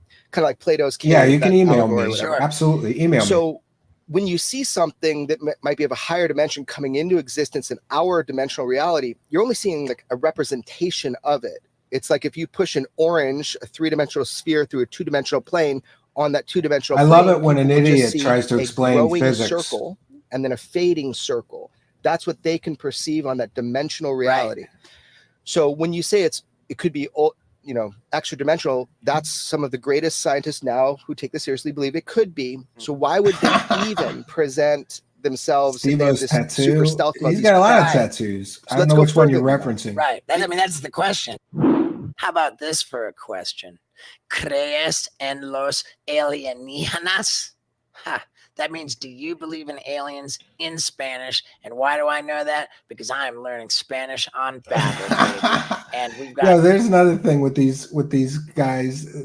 Steve-O, God bless him, but he's got an awful lot of ad reads during his shows. In other words, he's got a lot of sponsors, and he's hawking a lot of products, and it's all kinds of products. I noticed. I listened to a few podcasts of his. I like some of the celebrity interviews that he's done. But we're going to fast forward past that. /Steve-O. They need to take a physical form to be perceivable by us So it would like presumably be a choice that they appear when I would guess they don't have Totally. So, but let's go a little further with that into other possibilities this could be.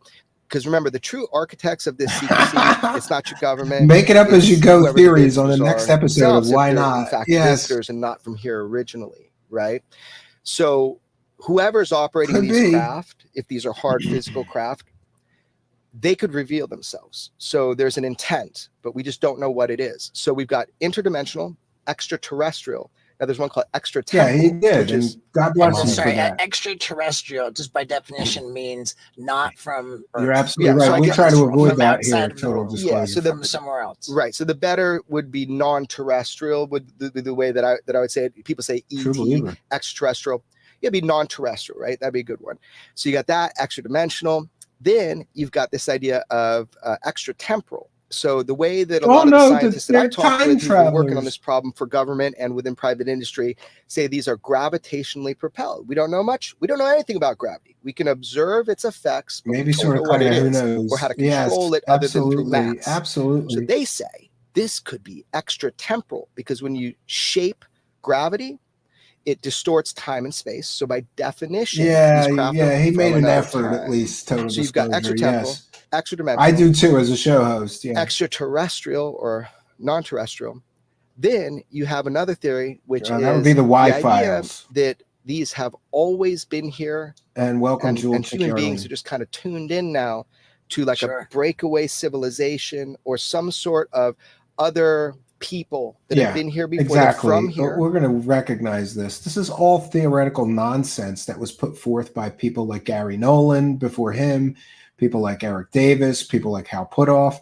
William Runner correctly pointing out that Corbell parrots the UFO scientists. They are pseudoscientists. No real physicists believe that anything can exhibit those things or defy the laws of physics, regardless of where they come from. Yeah, and we see that constant claim, these things defy the laws of physics. Nobody's ever proven they do. They've been here under the oceans, whatever, in Antarctica. That's another theory people like to put forward, is that this is some sort of breakaway civilization that's been with us a long time. Then you keep going. You've got these ideas that this is some sort of simulation. So what we're seeing, what they're presenting are like craft just ahead of what we have now. So we can then have a learning process of trying to replicate as if it's a techno-terrestrial. There's another one. The idea that we're All right, all this is about all the nonsense of Corbell regurgitating unproven talking points from pseudoscience celebrities on this topic. If you want to listen to the entire thing, it's called Jeremy Corbell confirms dangerous alien UFO secrets, Wildside. Just search Steve-O, Jeremy Corbell on the YouTube search bar. You'll find it. If I get a chance, I'll put it into the description of the video.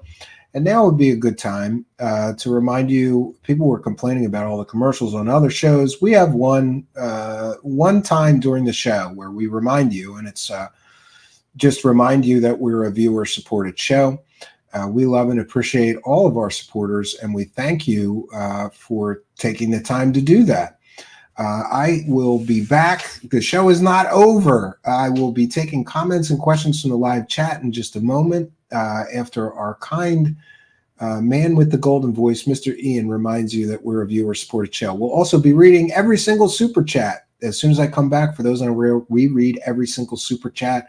So if you want to throw a couple bucks in our hat and support us doing this the moral and ethical way and not just selling you lies, throw a couple bucks in our hat, keep us doing this the ethical way. We appreciate all of you, and thanks for appreciating us. I'll be right back.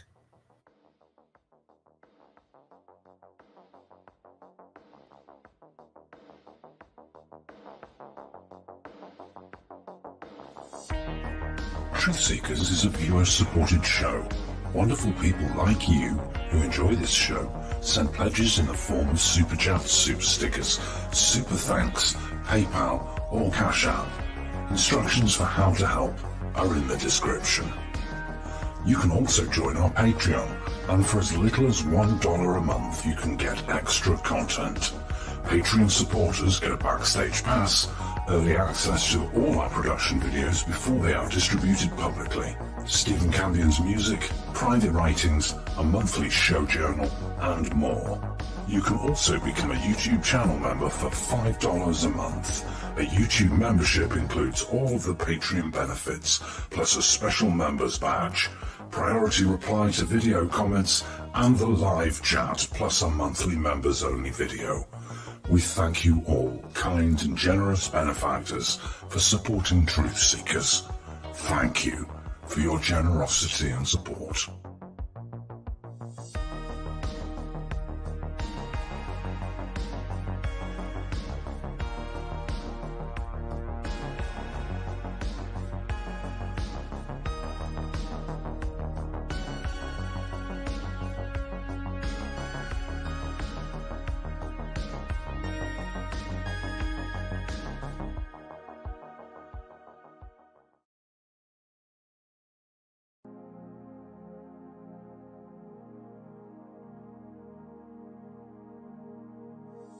Truth Seekers is a viewer-supported show. Now there's a great way to support these broadcasts and show your support. Please be sure and check out our merchandise store. Links to our 2 merchandise online stores are in the links to this video or podcast. The Amazon storefront ships super quickly in the United States, Great Britain, and many more places. Amazon may not ship to your country or location. If that's the case, hit our second merchandise link in the description and visit our Redbubble storefront. Merchandise from our Redbubble storefront ships worldwide, but may take longer than Amazon. We've got a great deal of super high quality merchandise for you to choose from, including t-shirts, phone cases, sweatshirts, and even pillows. The feedback from our products have been overwhelmingly great. Quality products and fast shipping. People all over the world are buying some merchandise and showing their support of the show. Praise the cash. Praise the cash. Praise the cash. We thank you all, kind and generous benefactors who are buying some merchandise and helping us to continue this journey.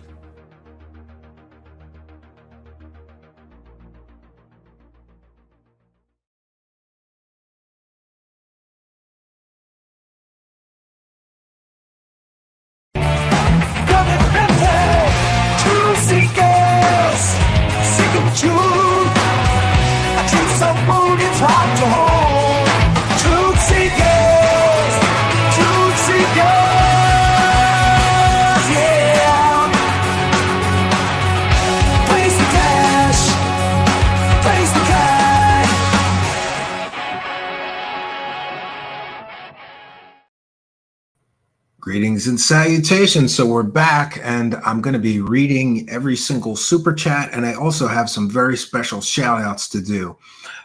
Today, I logged on to my PayPal account to transfer some funds, and I was kind of shocked by what I saw. I just want to take a moment to thank all of you kind and generous benefactors. We exist off of the kindness and generosity of your support. And I got to tell you that the support that we have seen in the last couple of weeks, another example would be that Zizix, a very kind and generous user named Zizix here, bought 60 memberships. So I also want to shout him out. Thank you, Zizix. And to those people who are sending me messages thanking me for the free membership that I gave you, should know and recognize and understand that I didn't give you a free membership. A kind and generous user named Zizix did. And so thank him in the live chat if you see him. Otherwise, I hope this will serve as another thank you to him. Thanks so much for the generosity and support. And we're going to go and check out the live chat, and we'll be bringing you some comments and questions from the live chat. And we want to take a moment to recognize and thank the live chat for being here. So Zizix, what a kind and generous guy. I was blown away. And then, by the way, I have to find out who it was. Somebody, I don't know the name offhand. I'm going to find out and thank them on the next show. After Zizix bought 50, he bought 10 more. So he bought 60 memberships here, which is a pretty penny. And we thank him. Then another user bought 20 memberships. And I apologize. I wrote it down on my office computer, and I'm in the set computer right now. We'll bring that to you and thank him for those memberships. So we've got 80 new members here. Praise the cash, bitches! We've got 80 new members here.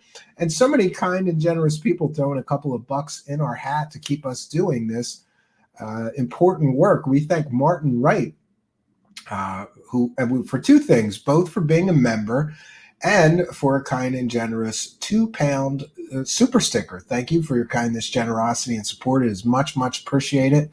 And just so everybody's aware, we read every single super chat and thank every single person sending support our way.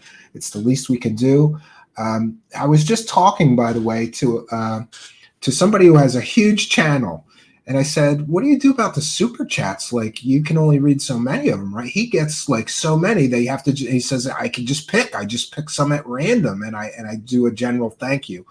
I'm hopeful that our show gets bigger and bigger, but we never get too big to do this, because since we started, we read every single one. And we thank everybody. Stoned Ape with a kind and generous $4.99 super chat says Coulthart's source for the giant UFO is Stephen Greer, and that's why he's not sharing more information. I have heard this.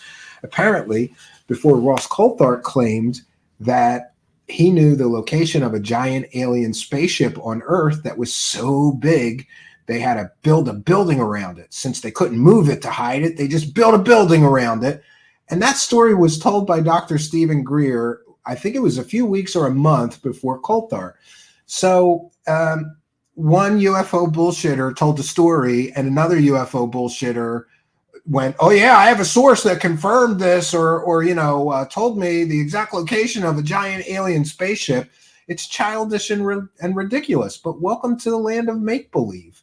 Thank you, Stoned Ape, for another one. Stoned Ape wants a disclosure boner or I'm leaving. Well, you're so generous that I hope you stick around.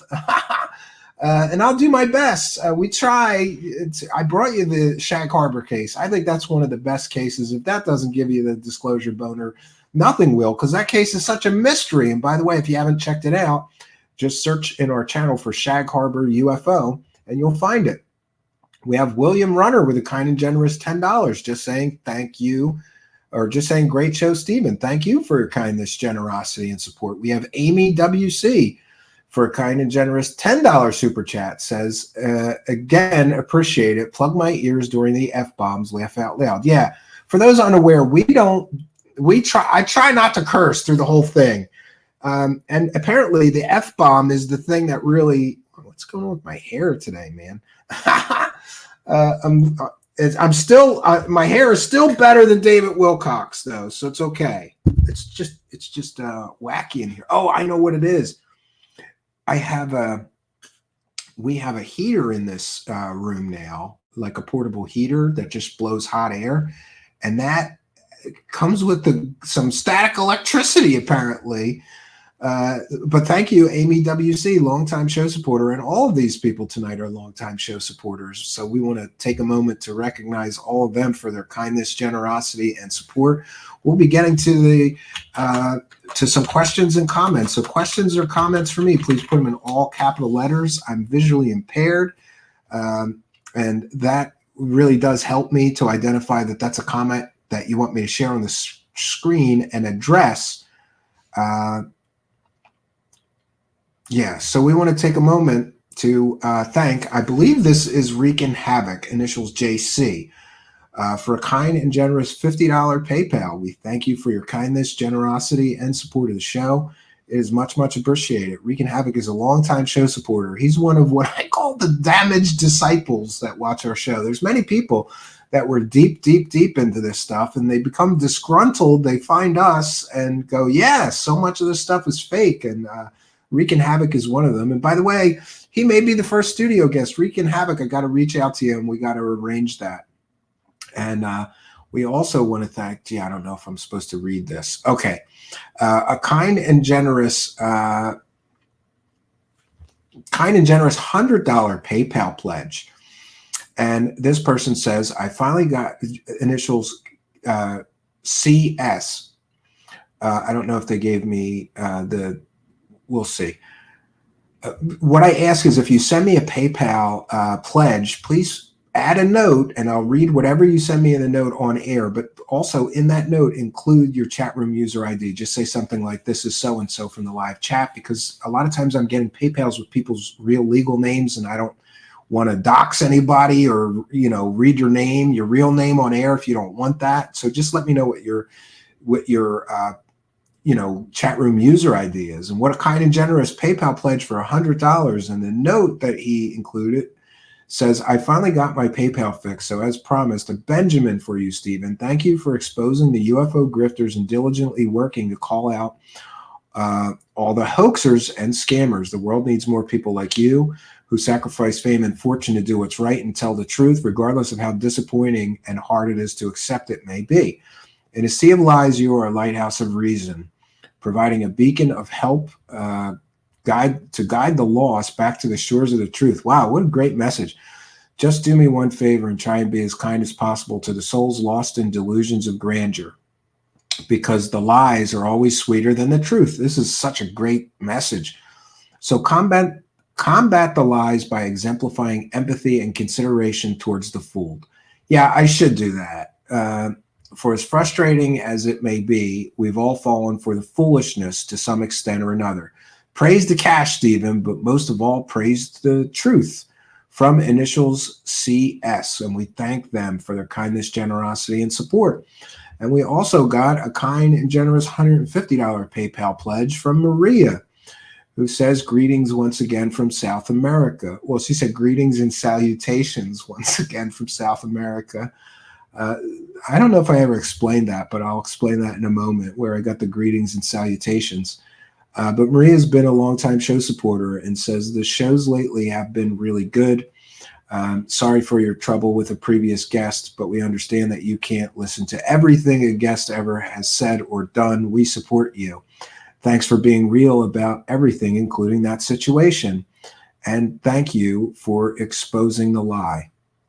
Thank you, Maria, for your kindness, generosity, and support. Very, very kind of you.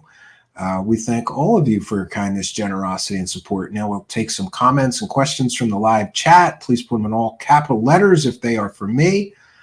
We'll read a comment here from fellow show host. Total disclosure, UFO cover-ups and conspiracies. He says, I got to take off. It was nice being here first time, but UFO Shane invited me to watch along, and I'm glad I did. Yeah, good. I listened to a couple of your shows. For those unaware, I'm always working on something, but I always listen to something while I'm doing other things. Somebody sent me a link to one of your recent shows, and I listened to it. Good stuff. So people should go check it out. Thanks for being here. Yeah, 150. Wow. Yeah, that's why I said I logged into PayPal today, and I went, wow, what happened today? It's not my birthday. By the way, it's my brother's birthday. My brother Anthony. And he's going to hate that if he listens, he's going to hate that I called him Anthony. Nobody calls my brother Anthony. My brother is Tony. And today is October 10th, and he's my older brother. So happy birthday to my brother Tony. It is, he was quite an interesting childhood growing up with my big brother. So happy birthday, big brother, and I hope you had a great one. B. Baker says, Wreaking Havoc is an experiencer and researcher. He goes the extra mile to verify his research. He has some great evidence. Yeah, and we're going to be taking a look at it here live and in person. We're going to bring him right here to the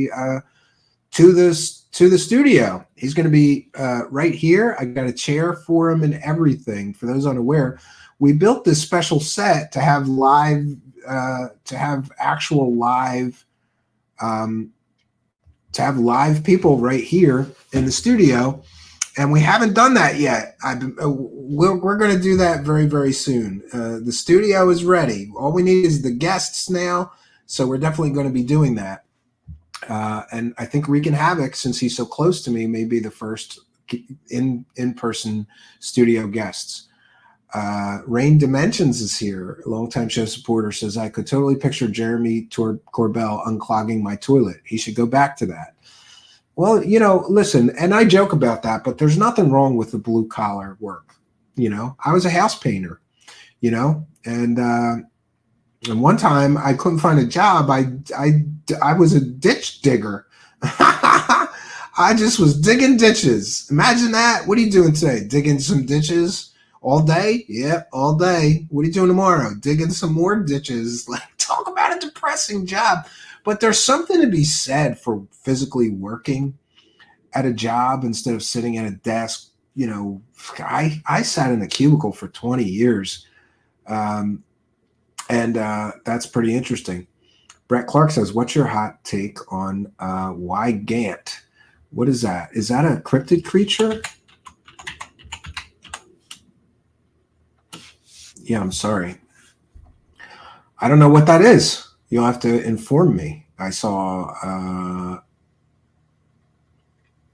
there's something about wines. If you Google just the term Wygant, not really familiar with that.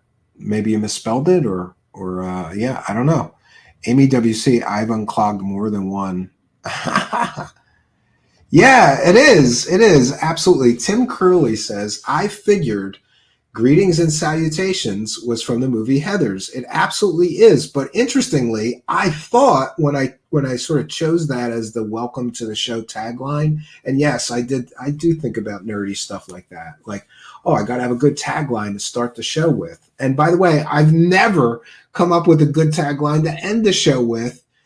Good night and God bless you all. I think I stole from like Walter Cronkite or some ancient newscaster because I couldn't think of anything better. But the term Greetings and Salutations was from the movie Heathers. But at the time I chose it, I thought it was from the movie Pump Up the Volume. I think is it Pump Up the Volume? Let me check just so that I'm Pump Up the Volume movie. I think it was Pump Up the Volume. 1 second. No, maybe not. Yeah, Pump Up the Volume was a movie starring Christian Slater also, just like Heathers. And it was about a teenage high school student that moves in with his parents and starts a pirate radio station. So interestingly, I thought I was very inspired by that movie, Pump Up the Volume. If you get a chance and you're just bored and you're looking for a movie to watch, it's a great movie about a guy who felt invisible, lonely, and alone. And he started a pirate radio station. He got a voice disguiser, and he would just talk. And there's all kinds of great taglines from that movie, like "Talk Hard" and all these things. And when I was a kid, I saw that movie. And when I was a kid, I got so inspired by that movie that I tried to run a pirate radio station on CB radio. And so when I started this show, I was thinking about all the things that inspired me to be a show host, and Pump Up the Volume was one of them. And I don't know how I conflated those two, but I thought that the term Greetings and Salutations was how he started his pirate radio broadcasts. I conflated the two movies.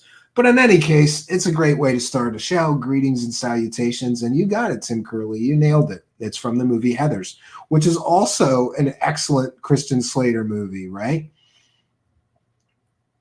What's my opinion on the Chupacabra? Well, we've done several shows about it, and I think there's a conflation of Chupacabra. There's several versions of Chupacabra. There's like the Mexican South American version that's much more monster-like, and then there's the more American version that looks like a hairless dog or something. There has been an awful lot of Chupacabra stories. I think it's a legend. I don't think there's any verifiable evidence. People have claimed that they got a body of a Chupacabra, then it turned out to be a coyote-wolf hybrid. And by the way, at my cabin in the mountains of Pennsylvania, we have coyote-wolf hybrids or coyote-dog hybrids. They look like coyotes, but they're much bigger than a coyote's supposed to be. They're big. So that's interesting. And I once saw a coyote with mange, and if you didn't know better, you would think that that was a Chupacabra or some weird, mysterious creature. Oh, now I know. Jonathan Wygant, the UFO encounter in Peru in 1997.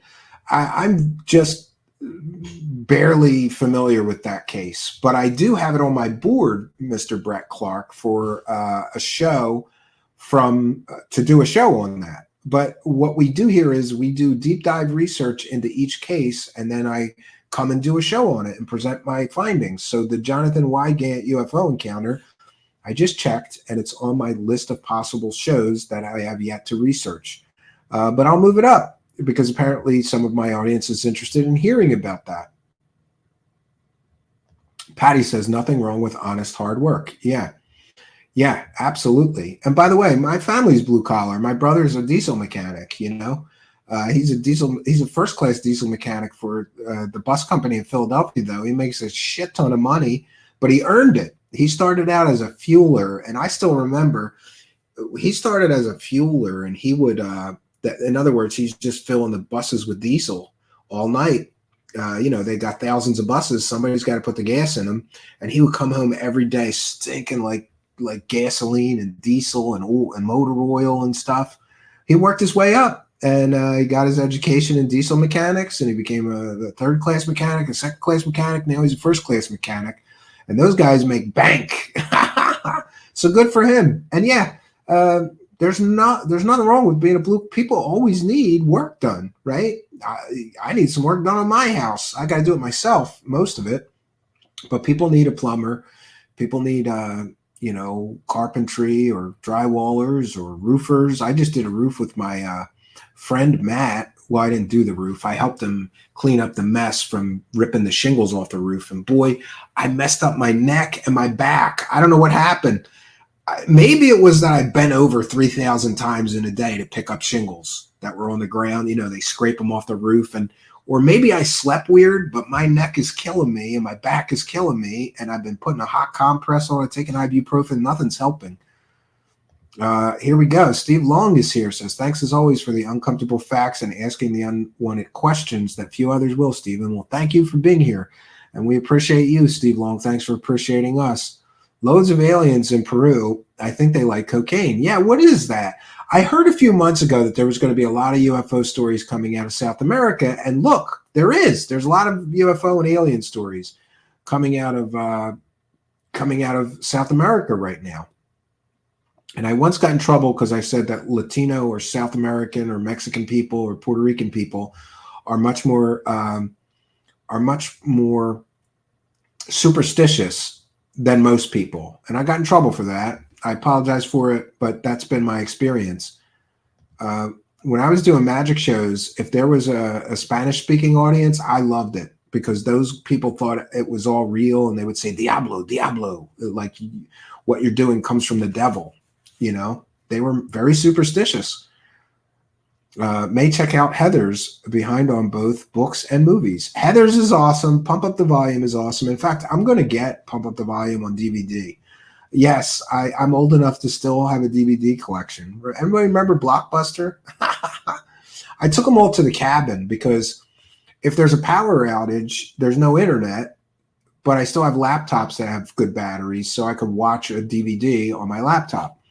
So I still keep laptops. The VHS tapes I all but got rid of. I still have one box of ones that I wanted to digitize and never got around to yet. Wise Monkey said, yeah, hybrids often have their growth hormones ballsed up. Have you seen the size of a liger? Yeah, Liger's my favorite cat. Oh, I love ligers, right? My grandpa worked for Packard as a mechanic before computers. Oh, that's before they were Packard Bell, right? Yeah, I think that it is a nothing burger based on who it came from. Have you analyzed the Kumburgaz turkey video? Very interested in hearing your take, says BuzzBomb7445. I think it's too good to be true. That's what I think. And I think that there has been some analysis that was just lights on the top of a cruise ship. And there was a verifiable cruise ship in the area they were filming that night. So I think it's kind of mystery solved, because that video also involved Roger Lear, who swore that he was taking alien implants out of people, and he never proved it. And by the way, he had no qualifications. He was a podiatrist, a foot doctor. I don't know why anybody would let him, do surgery on them to take out alien implants, but there you have it. And maybe we'll do a deeper dive into that. I could be wrong. Back trouble. Get ready for us old folks for recommendations. Yeah. If anybody knows what you do if you have a sore neck or back, besides somebody told me take a bath in Epsom salts. I don't know how that'll help, but I'm willing to try anything because I've had 3 or 4 days since Sunday of like my back and my neck killing me. I think it might be just I bent over like 3,000 times picking up all these little pieces of shingles for I don't know 3 or 4 or 5 hours or whatever. or more on Sunday. But I could have just, this happened to me one time before. I just slept on my, I slept with my neck in a weird position or something. But I've tried hot compress. I might try ice pack and ibuprofen. I've been popping these ibuprofen, and I think they're 200 milligram. And I'm taking 3 or 4 because I'm aware you can take an 800 milligram ibuprofen. I figure take more of them. It's not really doing much for me. So anybody have any suggestions on that? Mark D. Trueseeker says, I still have every X-Files on VHS. Well, that's worth keeping a VCR around for. By the way, in my closet in my office, I found 3 very high-end, very expensive VCRs, and I thought I should sell these on eBay or something. I'm never going to use them. But then I hate to, because what if I find some really cool old movie on VHS or something and I want to watch it? I don't know. Young Guns 2 is another good Slater film. Well, he was a minor character, but still one of the most underrated sequels. I think he was a great, well, I don't know, maybe just because I grew up with his movies, him and Winona Ryder movies. I got some great movies on DVD, also some great music on cassette. I still have vinyl, man. I'm a big fan of vinyl. I'm dressing up as David Wilcock for Halloween this year, says Psychotronic X. Well, that's very interesting. Send us a photo. By the way, somebody asked me if we're doing anything for Halloween, and yes, we are. We're going to be having a Halloween masquerade ball.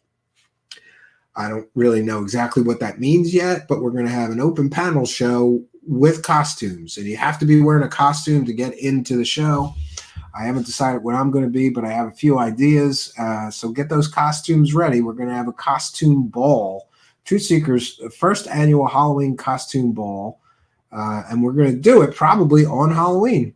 I'm going to take my kids trick-or-treating. We usually do that early, and we don't spend too long because I live in a very affluent area, and everybody gives out full-size candy bars. So you can imagine how much candy we get in like an hour or two. It's ridiculous. And then my kids are crazy, candy crazy for months. So we'll probably do it on Halloween. Cool, thanks. That is kind of what I thought too. Too good to be true, but you never know. Yeah, I mean, some people find that compelling, right? Always ice and elevation. That's what they taught us in football. Yeah. Medical level dose of ibuprofen. Ice it every 2 hours if you have a ticker. Yeah, I do. Oh, Patty says use ice packs, not heat. Well, that's hard to do though. The heat pack was hard because we have this heat pack in it.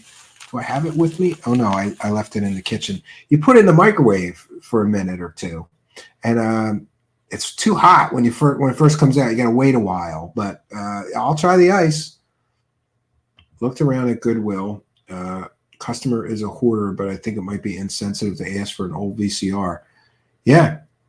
Oh, yeah. And Buzzbomb says, heck yeah, I've got a super great vinyl collection myself. So do I. And it's all good stuff. It's all Queen, a lot of classic rock. I got old Black Sabbath, Beatles albums, and yeah, a lot of classic rock, Heart, and I even have some like really stuff that I kind of missed the first time and didn't really listen to, like old Genesis, and Peter Gabriel and Phil Collins, and some really old vinyl, stuff from the 70s and 60s and early 80s. And I don't know why, but I really like that idea of just sitting down and listening to a record and not doing anything else. Kind of sucks when you have to get up to flip it. But yeah, it brings me back to my childhood, and I've always been just a kid with a record player that loved music and loved songs, and I got an education in songwriting by listening to other songwriters and other great bands that wrote great songs. And one of my guilty pleasures today is still to do nothing but sit and listen to an album. In other words, don't read while you're listening. Don't write anything. Don't be working while you're listening. Just sit and just really listen to that album. And I love great albums, like sitting and listening to Pink Floyd The Wall, or some of my favorite hard rock albums that I think take you on a journey, like Nine Inch Nails Downward Spiral, or Depeche Mode Violator, Like if it's a great album from beginning to end, I love to do that. Just put it on and just listen to it. Yeah. Cold gel packs are easy. Well, I have that, and you can freeze it, or I'll try freezing it. And I have ice, so I'll just try making an ice pack out of a plastic bag or something. We don't really have ice packs here, I don't think. But that one thing I have is hot or cold pack. You could freeze it or heat it up. I've been trying heat because I thought that would help. It hasn't helped much. But yeah, maybe you guys are right, because the cold shrinks inflammation, right? Yeah. Amy WC says, I gave my albums to my brother when I got married. He gave them back when he got married.